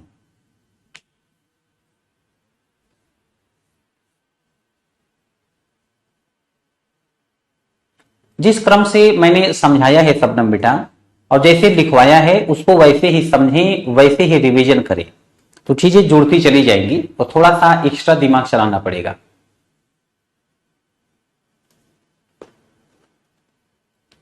लिखिएगा, अब लिखना स्टार्ट करिए।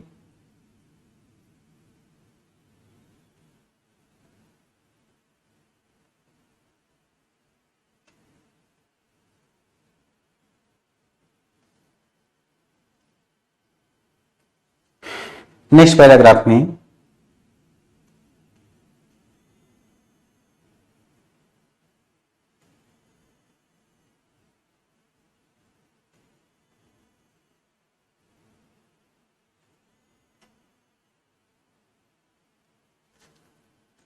कुछ समय के पश्चात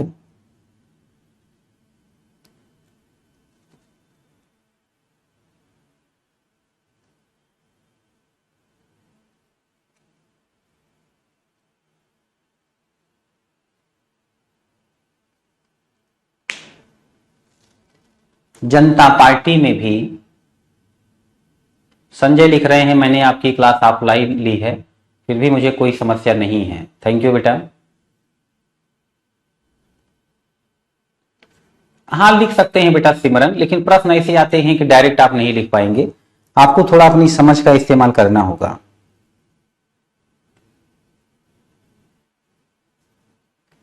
अब लिखिए,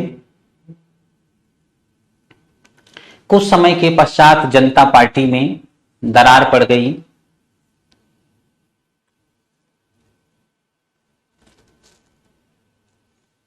चौधरी चरण सिंह ने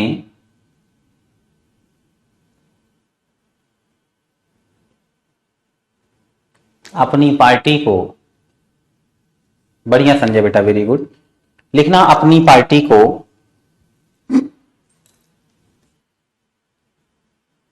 जनता पार्टी से अलग कर लिया।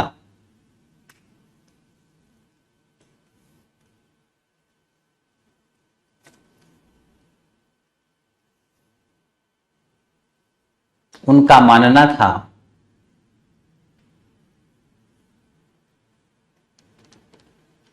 क्या बात है, आप लोग क्लास के बीच में ही आज फीडबैक दे रहे हैं। बाबू लिख रहे हैं थैंक यू सर, पहले हिस्ट्री समझ नहीं आता था, अब मजा आ रहा है। बेटा हिस्ट्री है ही इंटरेस्टिंग सब्जेक्ट। तो लिखना, उनका मानना था कि जनसंघ के लोग दोहरी सदस्यता रखते हैं,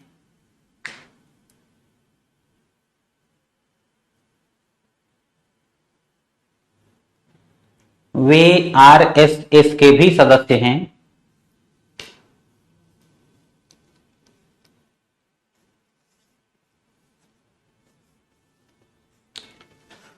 और जनसंघ पार्टी के भी, वो आरएसएस के भी सदस्य हैं,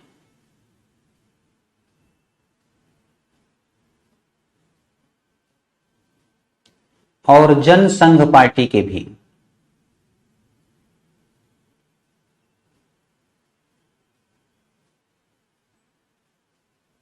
और आरएसएस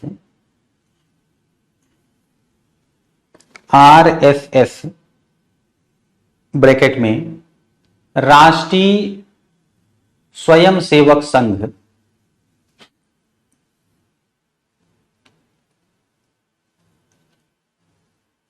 राष्ट्रीय स्वयंसेवक संघ एक सांप्रदायिक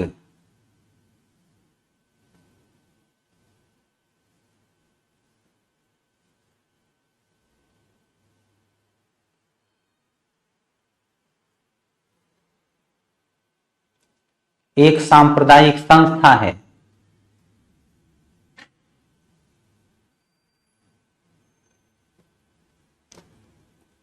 फिर जनता पार्टी की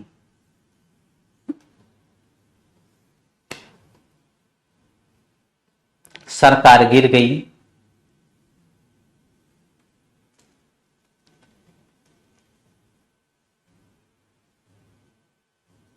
अब चौधरी चरण सिंह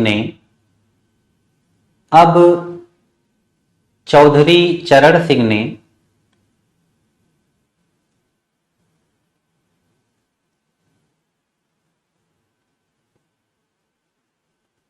राष्ट्रपति के समक्ष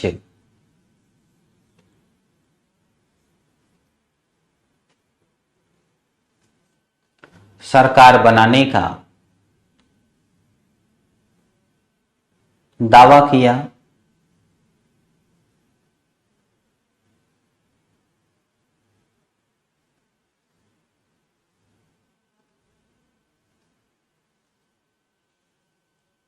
राष्ट्रपति की स्वीकृति के पश्चात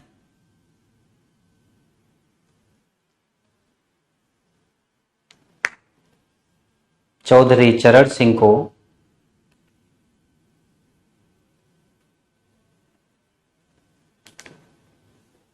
प्रधानमंत्री का पद प्राप्त हो गया।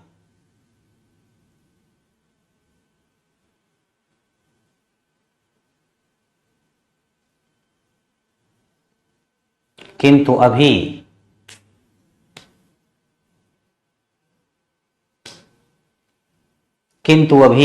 सदन में बहुमत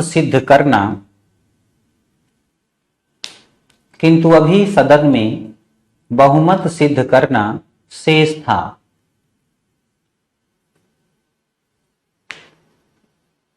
राष्ट्रपति की स्वीकृति के पश्चात चौधरी चरण सिंह को प्रधानमंत्री का पद प्राप्त हो गया, किंतु अभी सदन में बहुमत सिद्ध करना शेष था। वस्तुतः चरण सिंह को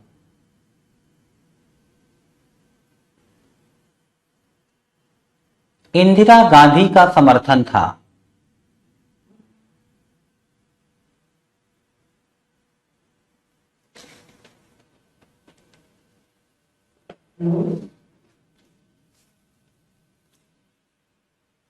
किंतु थोड़े ही समय में चरण सिंह एवं इंदिरा गांधी के मध्य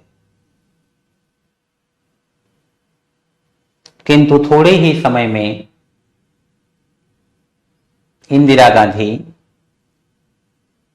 और चरण सिंह के मध्य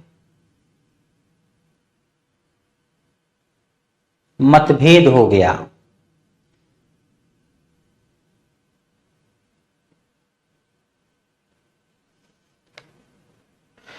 इंदिरा गांधी पर दर्ज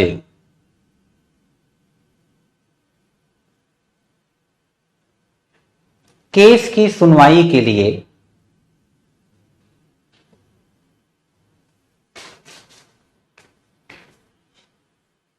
कुछ विशेष अदालतों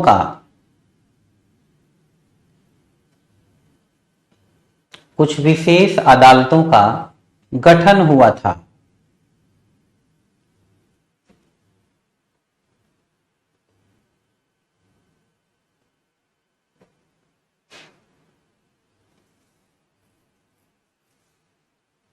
इंदिरा गांधी ने चरण सिंह से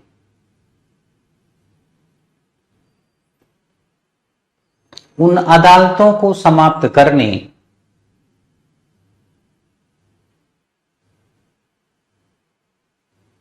की मांग रखी,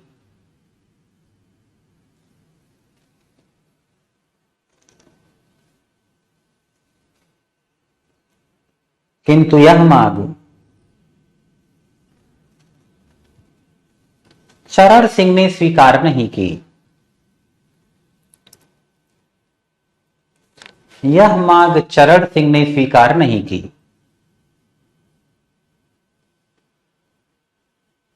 फिर इंदिरा गांधी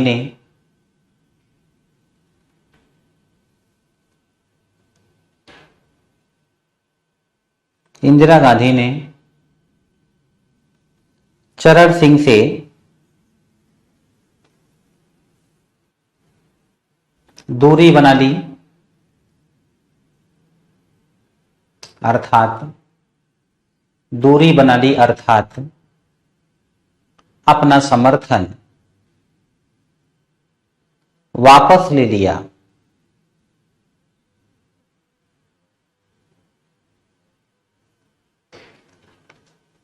इस प्रकार सदन में प्रवेश से पूर्व ही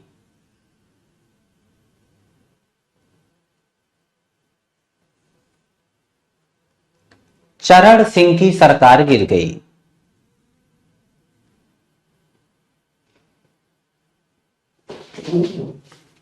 सदन में प्रवेश से पूर्व ही चरण सिंह की सरकार गिर गई।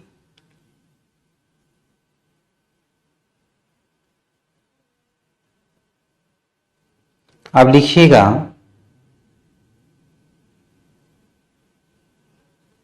नेक्स्ट लाइन में आर्थिक स्थिति लिखिएगा। आर्थिक स्थिति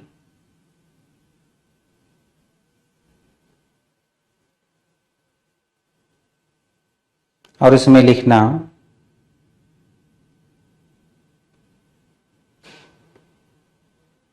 जैसा कि हम जानते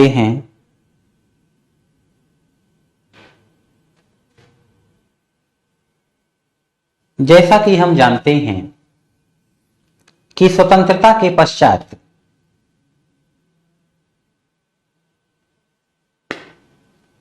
देश की आर्थिक स्थिति को सुधारना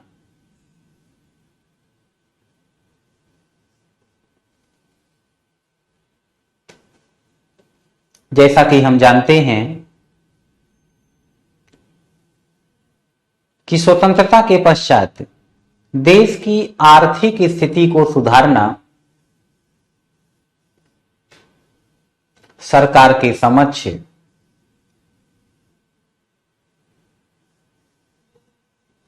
एक बड़ी चुनौती थी।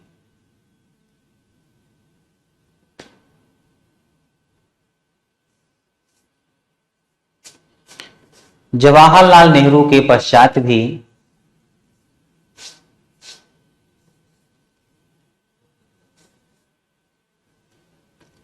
भारतीय सरकारों के समक्ष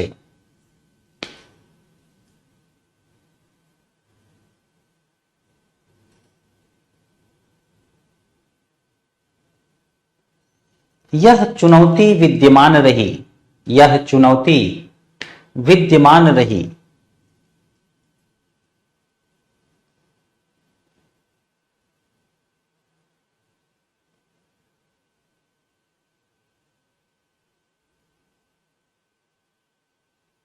विद्यमान रही। आर्थिक क्षेत्र में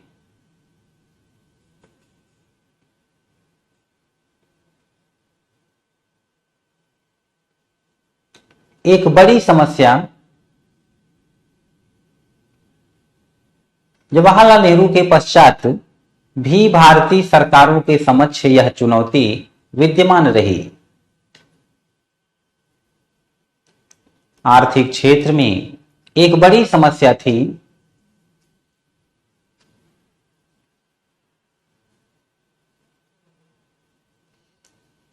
भारत का खाद्यान्न के मामले में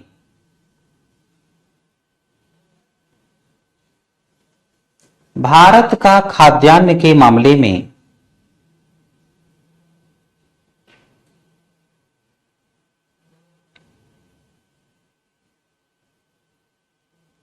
आत्मनिर्भर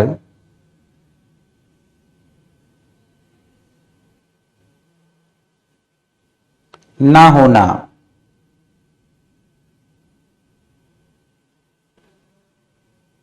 वस्तुतः भारत की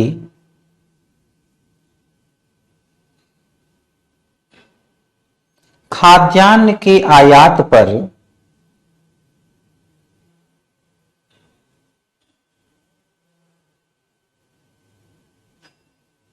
निर्भरता बनी हुई थी।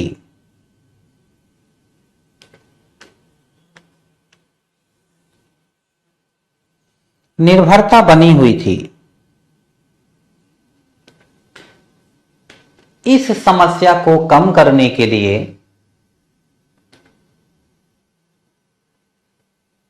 हरित क्रांति का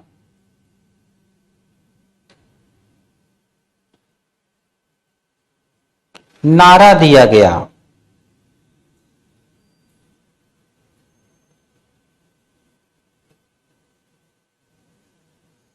हरित क्रांति का नारा दिया गया। इस क्रांति को विशाल लिख रहे हैं फास्ट। अच्छा ठीक है, चलो कोई किसी ने तो कहा फास्ट, वरना सारे लोग कहते हैं स्लो। तो बहुत बढ़िया विशाल जी आप जैसे लोग भी मतलब जो है शामिल हैं तैयारी में, तो लिखिएगा। हरित क्रांति को लाने में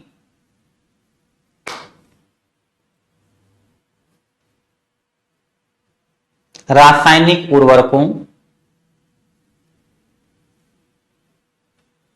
कीटनाशकों,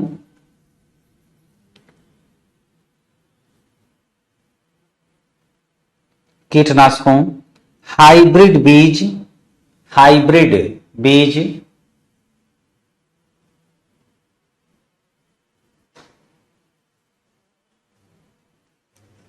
उन्नत सिंचाई,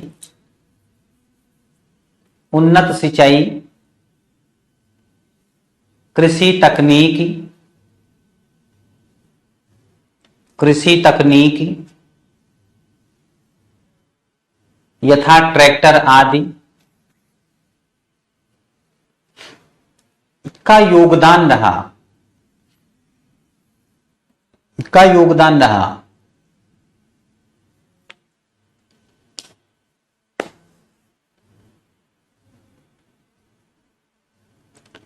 1966 ईस्वी से 1973 ईस्वी के मध्य 1973 ईस्वी के मध्य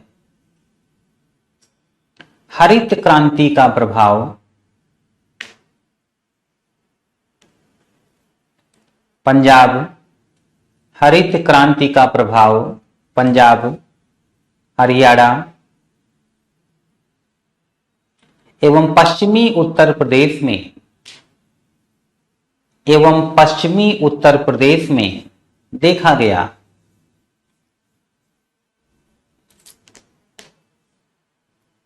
फिर 1973 ईस्वी से लेकर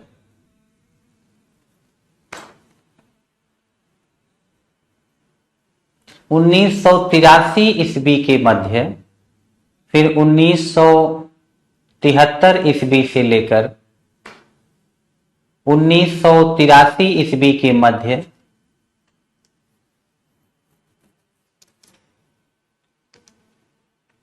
हरित क्रांति का प्रभाव पूर्वी उत्तर प्रदेश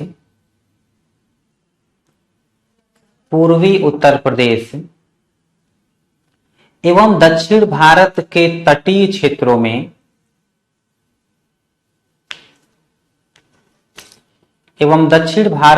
तटीय क्षेत्रों में देखा गया।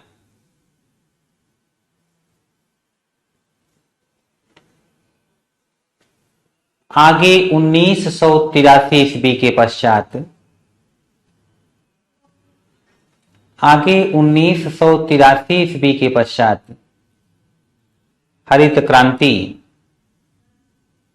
का प्रभाव बिहार, उड़ीसा एवं पश्चिम बंगाल में दिखाई पड़ा।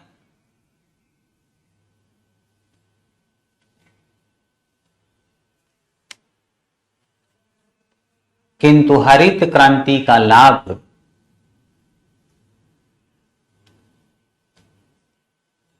समृद्ध किसानों को ही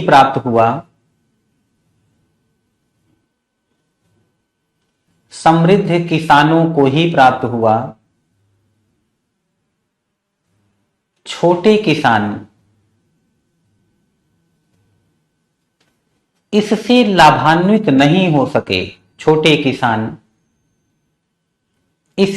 लाभान्वित नहीं हो सके।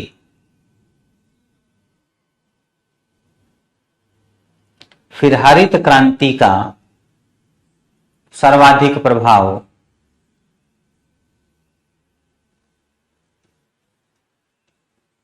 पंजाब, हरियाणा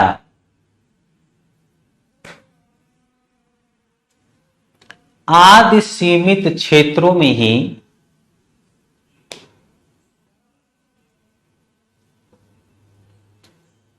सर्वाधिक देखा गया।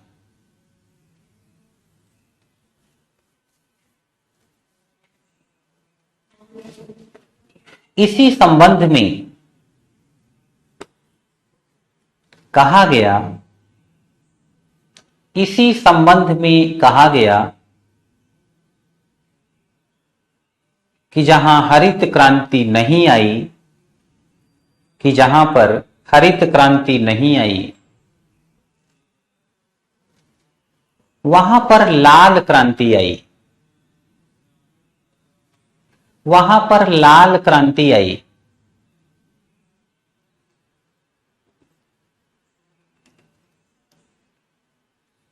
जरा मुझे बताएं, ये लाल क्रांति क्या है? कमेंट करके बताएं।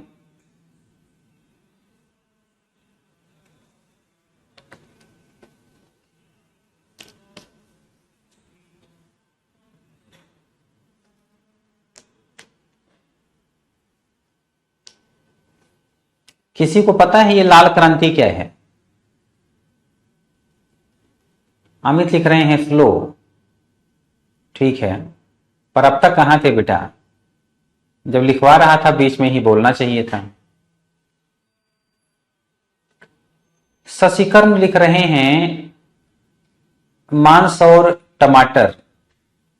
मोनू ने भी यही लिखा है। प्रहलाद ने लिखा है ब्लड। नहीं, ब्लड से इसका कोई मतलब नहीं। मुझे लग रहा था कोई न कोई ब्लड कहेगा।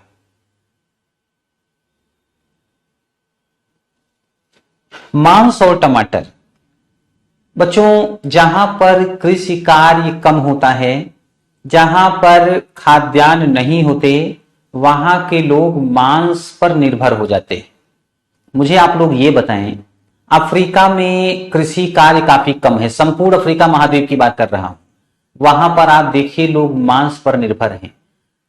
यूरोप में एक समय खाद्यान्न की कमी रहती थी, वहां पर कृषि कार्य अधिक नहीं होता था, तो वहां के लोग मांस पर निर्भर थे। आप लोगों ने सुना होगा कि भारत से मसाला यूरोप ले जाया जाता था और मसाला यूरोपियंस को बड़ा प्रिय था। कभी सोचा है प्रिय क्यों था? मसाले का लेप लगा करके जब मीट को रखा जाता था तो मीट लंबे समय तक सुरक्षित रहता था। और वैसे भी मीट में मसाले का जो टेस्ट होता है वो अलग ही होता है। वैसे मैं ब्राह्मण व्यक्ति, तो मुझे ये सब नहीं पता, लेकिन जैसा लोगों के मुंह से सुनता हूं उस आधार पे बता रहा हूं। तो ऐसे में भारत का मसाला यूरोप में बड़ा लोकप्रिय था, तो वहां पर खाद्यान्न कम था तो लोग मीट पर निर्भर थे। अब जहां पर खाद्यान्न अधिक होगा वहां के लोग मीट खाने से परहेज करेंगे। भारत के लोग मीट खाने से परहेज करते थे भारत में, इसलिए यहां पर अहिंसा की नीति को ज्यादा ही बढ़ावा दिया जाता था कि पशु पक्षी पर भी दया का भाव रखो, उसे मारो मत, ये चीजें थी। हाँ बिल्कुल बेटा, मांस और टमाटर। तो वहां पर जो है आपको लाल क्रांति देखने को मिलेगी, वहां पर आपको लाल क्रांति जो है देखने को मिलेगी। अब फिर लिखिए नेक्स्ट लाइन में पैराग्राफ चेंज करके, सरकार के समक्ष दूसरा संकट तेल का था।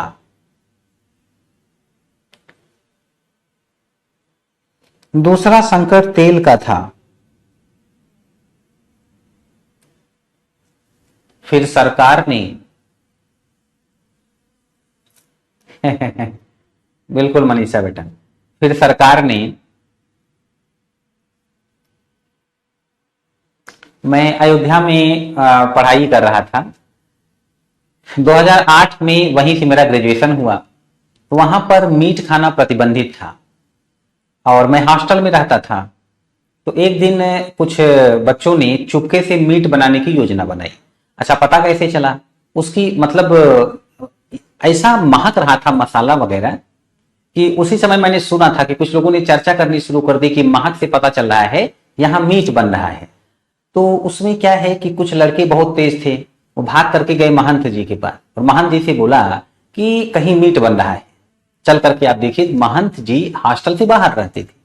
अयोध्या में जितने भी घर हैं तो समझो घर भी है मंदिर भी है, ऐसी स्थिति।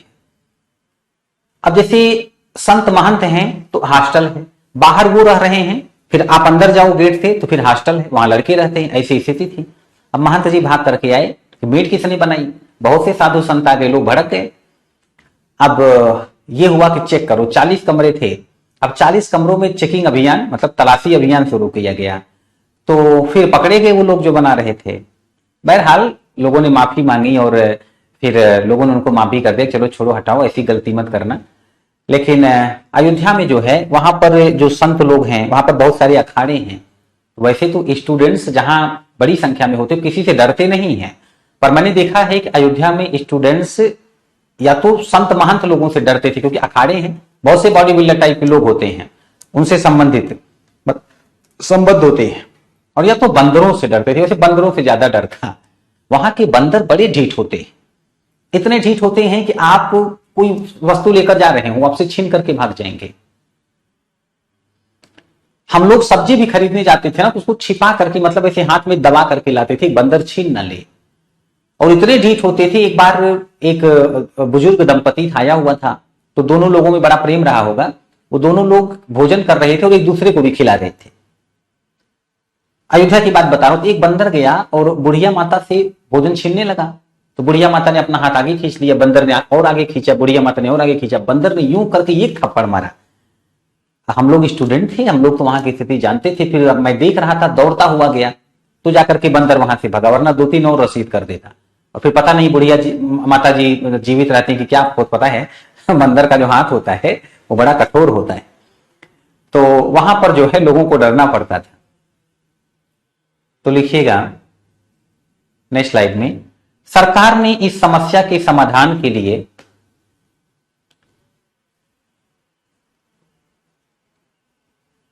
ओएनजीसी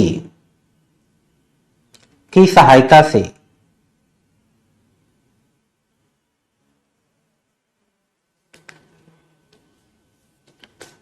नए तेल भंडारों का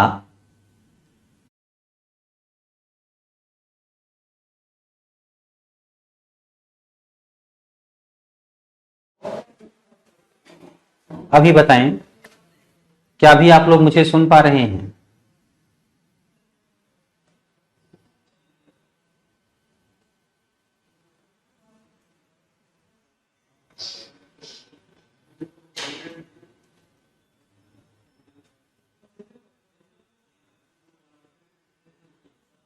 अब तो मेरी आवाज सुनाई पड़ रही होगी। हाँ, चलिए ठीक है, अब ठीक है। अब मेरी आवाज आप तक पहुंच रही है। लिखना, जैसा कि हम जानते हैं कि नेहरू काल में आयात प्रतिस्थापन की नीति अपनाई गई थी।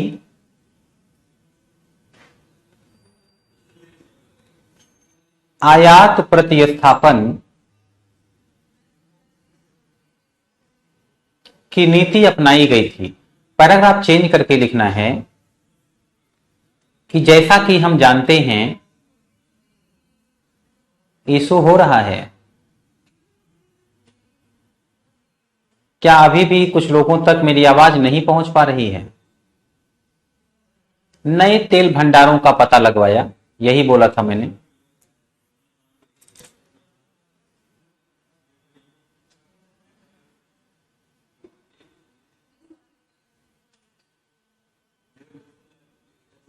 ओएनजीसी की सहायता से नए तेल भंडारों का पता लगवाया।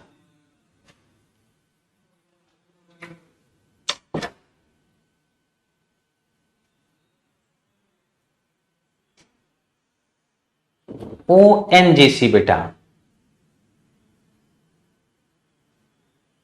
सरकार के समक्ष दूसरा संकट तेल का था।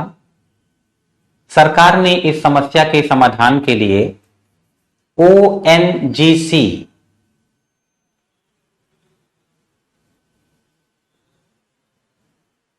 की सहायता से नवीन तेल भंडारों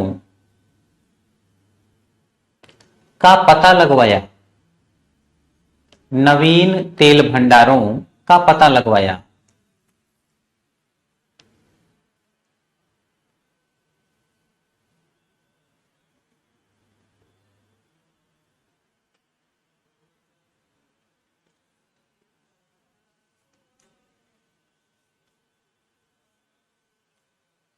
फिर पैराग्राफ चेंज करके लिखिए, जैसा कि हम जानते हैं कि जवाहरलाल नेहरू की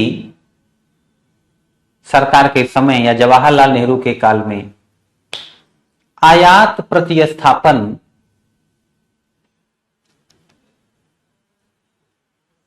की नीति अपनाई गई थी।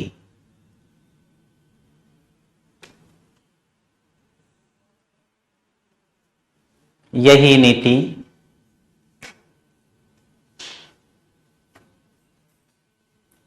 नीति नेहरू काल के पश्चात भी चलती रही। यही नीति नेहरू काल के पश्चात भी चलती रही।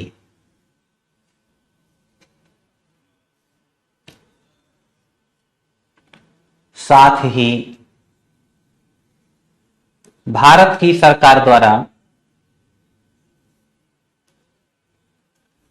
निर्यात को प्रोत्साहित नहीं किया गया।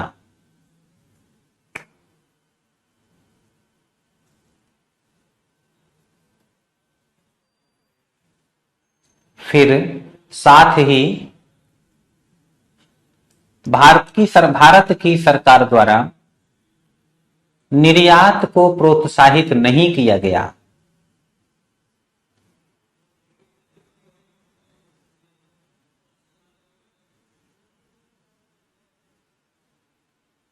इसके अतिरिक्त सार्वजनिक क्षेत्र के उद्योग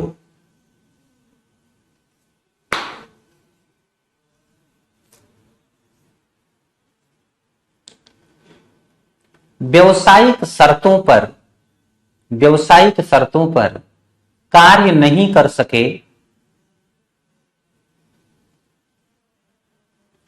व्यवसायिक शर्तों पर कार्य नहीं कर सके, अतः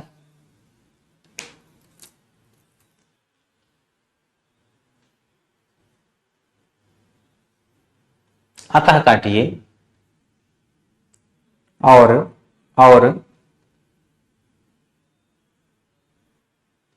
कोटा परमिट राज के कारण और कोटा परमिट राज के कारण भ्रष्टाचार में वृद्धि होती गई,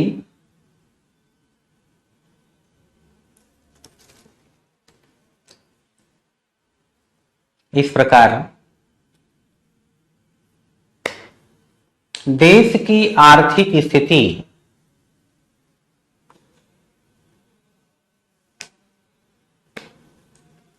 निरंतर खराब, देश की आर्थिक स्थिति निरंतर खराब होती चली गई,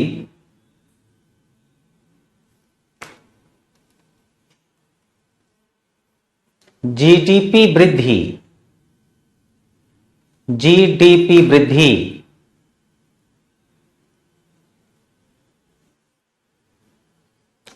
निम्नतम स्तर पर पहुंच गई,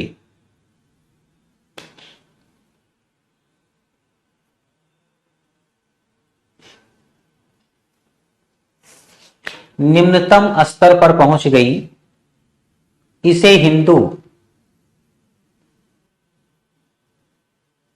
इसे हिंदू वृद्धि दर कहा गया, इसे हिंदू वृद्धि दर कहा गया।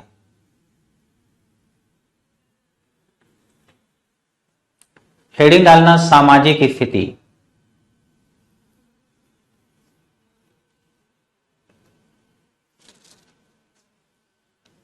सामाजिक स्थिति, इसमें लिखना इस काल में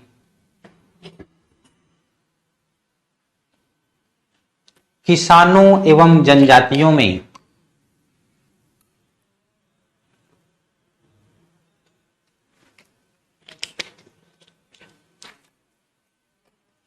जागरूकता देखी गई। इस काल में किसानों एवं जनजातियों में जागरूकता देखी गई।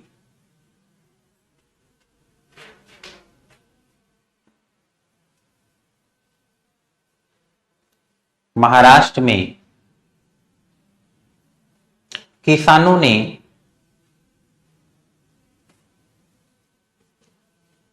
गन्ना मूल्य वृद्धि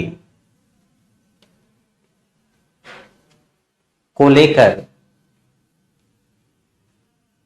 आंदोलन किया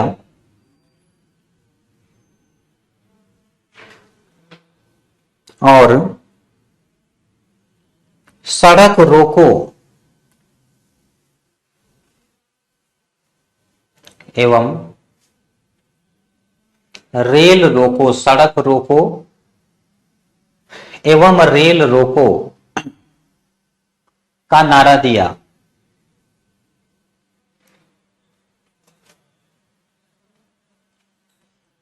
महाराष्ट्र के धुलिया में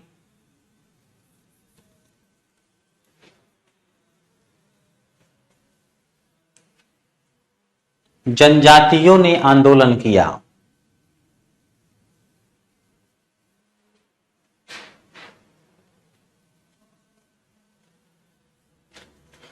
पैराग्राफ चेंज करके लिखना इस काल में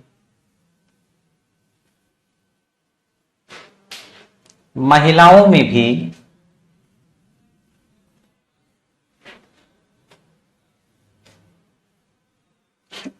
जागरूकता देखी गई।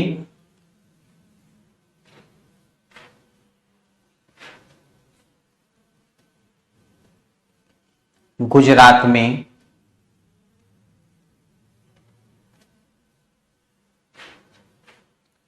मूल्य वृद्धि को लेकर, गुजरात में मूल्य वृद्धि को लेकर बच्चों कल मैं एक वीडियो देखने लगा था और मैं ये देख रहा था कि मैं मेरी स्पीड क्या है लिखवाने की। कई बार बच्चे बोल देते हैं सर थोड़ा स्लो, तो मैं अपनी स्पीड देख रहा था बच्चों, और मुझे आश्चर्य हुआ कि मैं इतना स्लो लिखवाता हूं, और इस बात पर भी आश्चर्य हुआ कि बच्चे लिख कैसे नहीं पाते। अरे थोड़ा स्पीड बढ़ाइए। आप सोच भी नहीं सकते कि अगर यहां पर आपको 60 की स्पीड में लिखना है तो एग्जाम हॉल में 120 की स्पीड में लिखना होगा। अगर यहीं से स्पीड आप 40 की रख के चलते हो तो 120 की स्पीड में कैसे लिख पाओगे। बच्चों जो कुछ लिखवाया जाता है उसमें आपको दो कार्य करना है, एक तीर से दो निशाना। एक तो टीचर जो लिखवा रहा है उसको लिखो, ऊपर से लिखने की प्रैक्टिस कर लो, फास्ट लिखो, फिर भी राइटिंग बिगड़नी नहीं चाहिए। तो इससे क्या होगा, हाथों की क्षमता बढ़ेगी और फिर आप जो है एग्जाम हॉल में ज्यादा से ज्यादा लिख पाओगे, बढ़िया लिख पाओगे। आपकी स्पीड जो है वो बनी रहेगी और राइटिंग नहीं खराब होगी। वरना पता चलता है कि पहले प्रश्न का उत्तर खूब खूबसूरत, फिर उसके बाद वाला उससे कम, उसके बाद वाला उससे कम, लास्ट वाले 2-3 प्रश्न तो ऐसे होते हैं परीक्षक उसको पढ़ ही नहीं सकता। और परीक्षक की बात छोड़ो, जो लिख के आया है उससे पढ़वा लो वो भी नहीं पढ़ पाएगा, क्योंकि पहले से राइटिंग स्किल के डेवलपमेंट पर ज्यादा कार्य ही नहीं किया गया। ये सब आलस त्याग दो, समझ लो कि युद्ध लड़ने जाओगे आप लोग, युद्ध की तैयारी करो। आप लोग को क्या करना है, युद्ध की तैयारी करना है, तो कुछ उसी तरीके से तैयारी भी करो। तो लिखिएगा,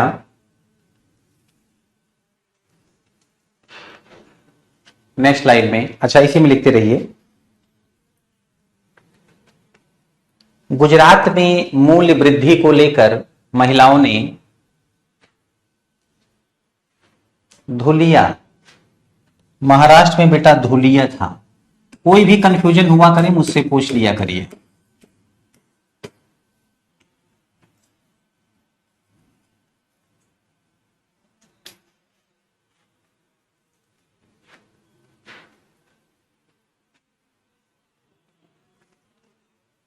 बढ़िया बेटा मनीषा। तो लिखना, आंदोलन छेड़ा, फिर महिलाओं ने पेड़ की कटाई के मुद्दे पर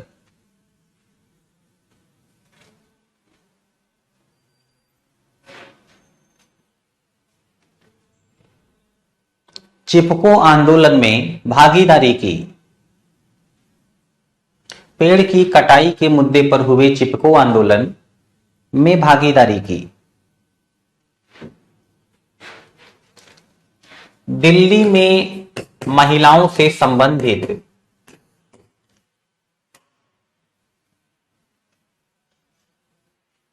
मानुषी पत्र का, दिल्ली में महिलाओं से संबंधित मानुषी पत्र का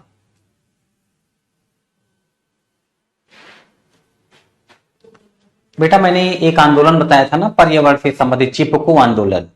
महिलाएं पेड़ के साथ जाकर के चिपक जाती थी कि हम पेड़ नहीं काटने देंगे, क्योंकि विकास का कार्य जो है प्रगति पर था, तो तमाम स्थान पर पेड़ वगैरह कटते थे, है ना, वहां शहर बस जाता, फैक्ट्रियां लग जाती। तो उत्तराखंड वगैरह में क्या हुआ कि महिलाओं ने कहा हम पेड़ काटने ही नहीं देंगे, ये पर्यावरण है और पर्यावरण से बना हुआ है, पर्यावरण संकट आ जाएगा। तो महिलाएं पेड़ के साथ जाके चिपक जाती थी, इसको चिपको आंदोलन कहा गया, चिपको आंदोलन कहा गया। तो ऐसे में मैं इस पर बात किया था। लिखना, दिल्ली में महिलाओं से संबंधित मानुषी पत्र का प्रकाशन होता था।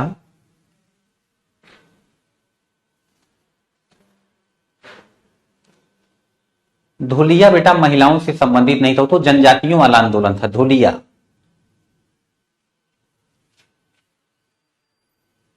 फिर लिखिए,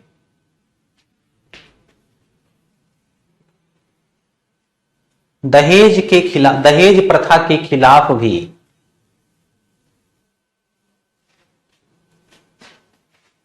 महिलाओं द्वारा,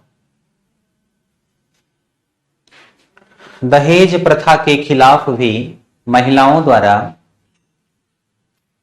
विरोध प्रदर्शन किया गया।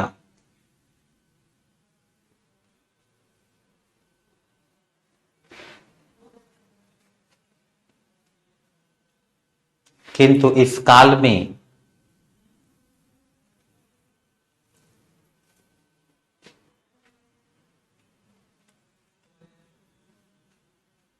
महिलाओं के साथ पुलिसिया बर्बरता भी देखने को मिली।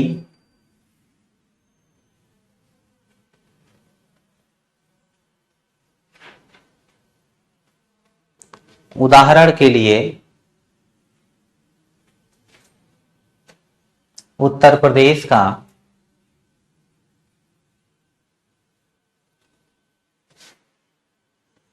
माया त्यागी से संबंधित मामला। उत्तर प्रदेश का माया त्यागी से संबंधित मामला।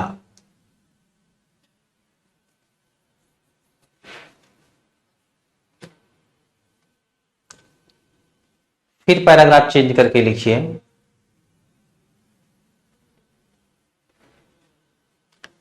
स्वतंत्रता आंदोलन के समय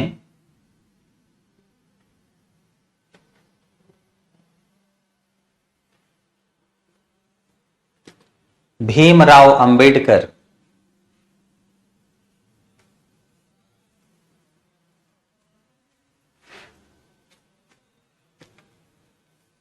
दलित जाति के मध्य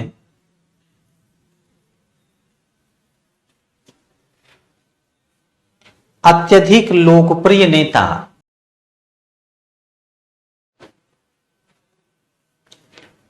अब ठीक है, अभी सुन पा रहे हैं?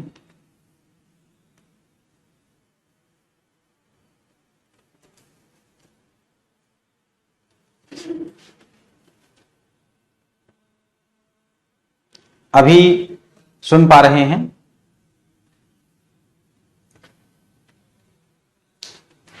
मुझे लगता है कि अब आवाज जा रही होगी।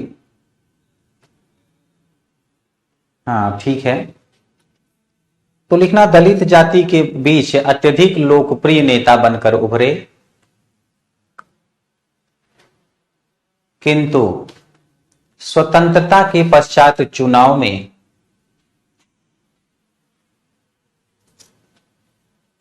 उन्हें अपेक्षित सफलता स्वतंत्रता के पश्चात चुनाव में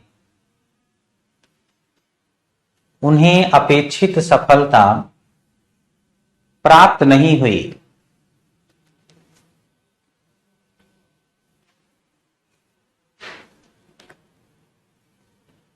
कांग्रेस पार्टी के अंतर्गत जगजीवन राम कांग्रेस पार्टी के अंतर्गत लोकप्रिय नेता बनकर उभरे, किंतु स्वतंत्रता के पश्चात हुए चुनाव में उन्हें अपेक्षित सफलता प्राप्त नहीं हुई। नहीं, अपेक्षित सफलता प्राप्त नहीं हुई।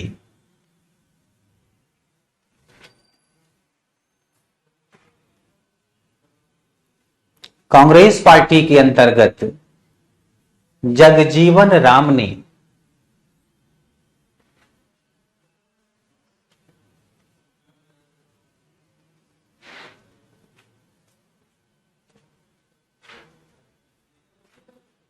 दलित वोट को अपनी ओर खींच लिया।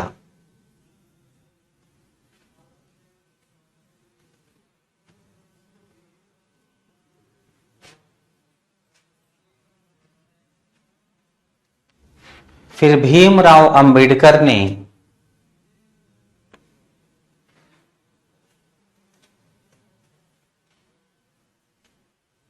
कुछ समय के पश्चात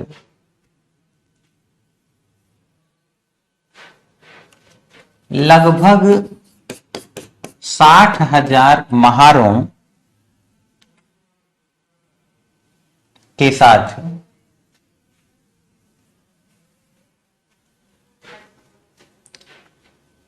हिंदू धर्म को छोड़कर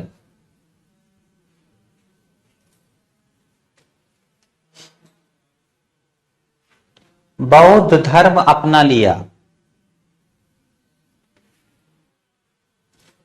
बौद्ध धर्म अपना लिया।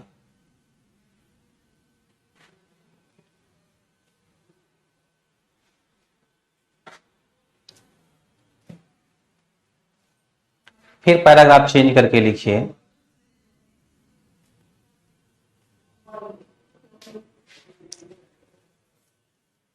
पिछड़ी जातियों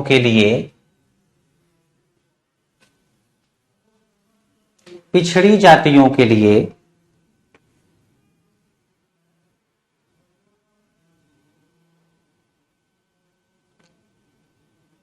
सरकार ने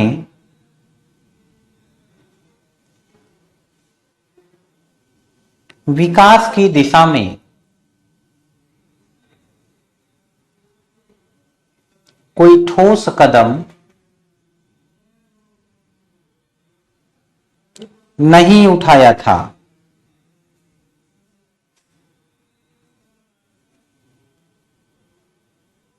किंतु वयस्क मताधिकार के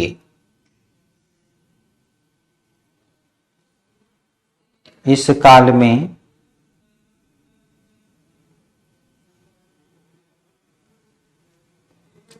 पिछड़ी जातियों का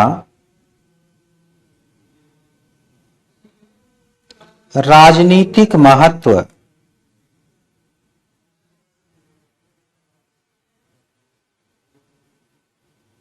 बढ़ता चला गया।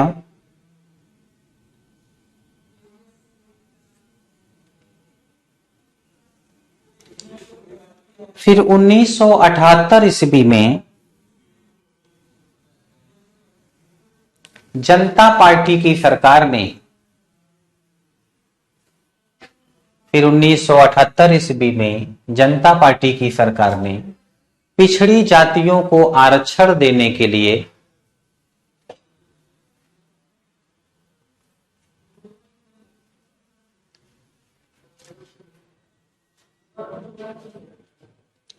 मंडल आयोग का गठन किया।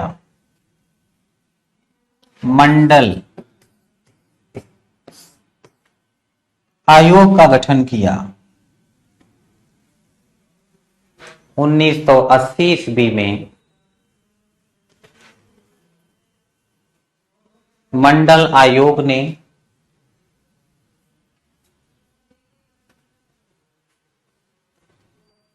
अपनी रिपोर्ट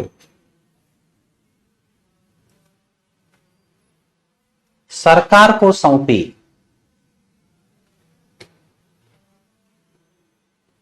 इस रिपोर्ट में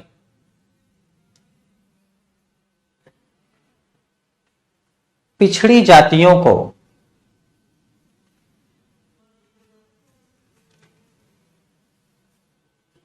सरकारी नौकरियों में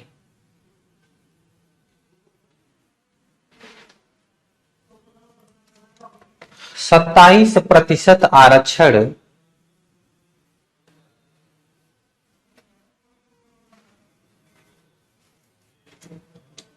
देने की मांग की गई।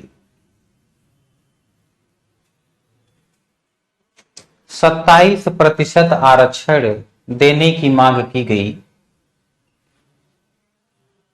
किंतु इंदिरा गांधी की सरकार ने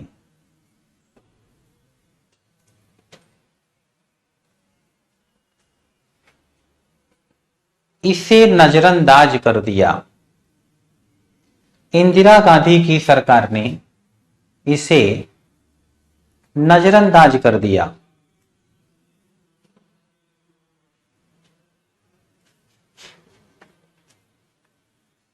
इतना लिख करके रुक जाइए। यहां तक कुछ पूछना हो तो बताएं, वरना आज की क्लास यहीं पर समाप्त की जाए।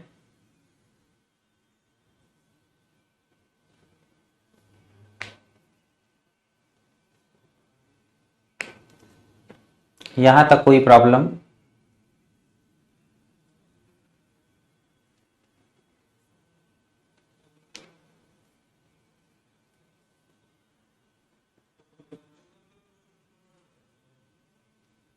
पीटी के लिए बेटा राम मिलन किरण कंपटीशन की बुक ले लो। किरण कंपटीशन की हिस्ट्री आती है यूपीएससी स्टेट पीसीएस एग्जाम्स के लिए, वो ले लो, बेनिफिशियल रहेगा।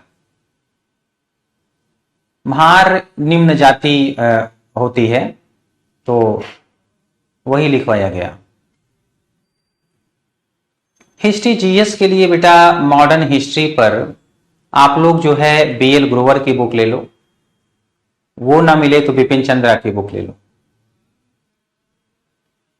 1978 ईस्वी के बाद फिर 1980 ईस्वी में मंडल आयोग ने अपनी रिपोर्ट सौंपी, जिसमें पिछड़ी जाति को 27% आरक्षण देने की मांग की गई थी, किंतु इंदिरा गांधी की सरकार ने इसे नजरअंदाज कर दिया।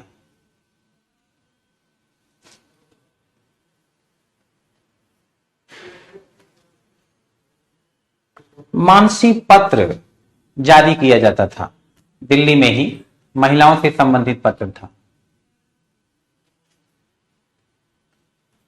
तो चलो बच्चों, आज यहीं तक, मुलाकात होगी नेक्स्ट लेक्चर में। बहुत बहुत धन्यवाद।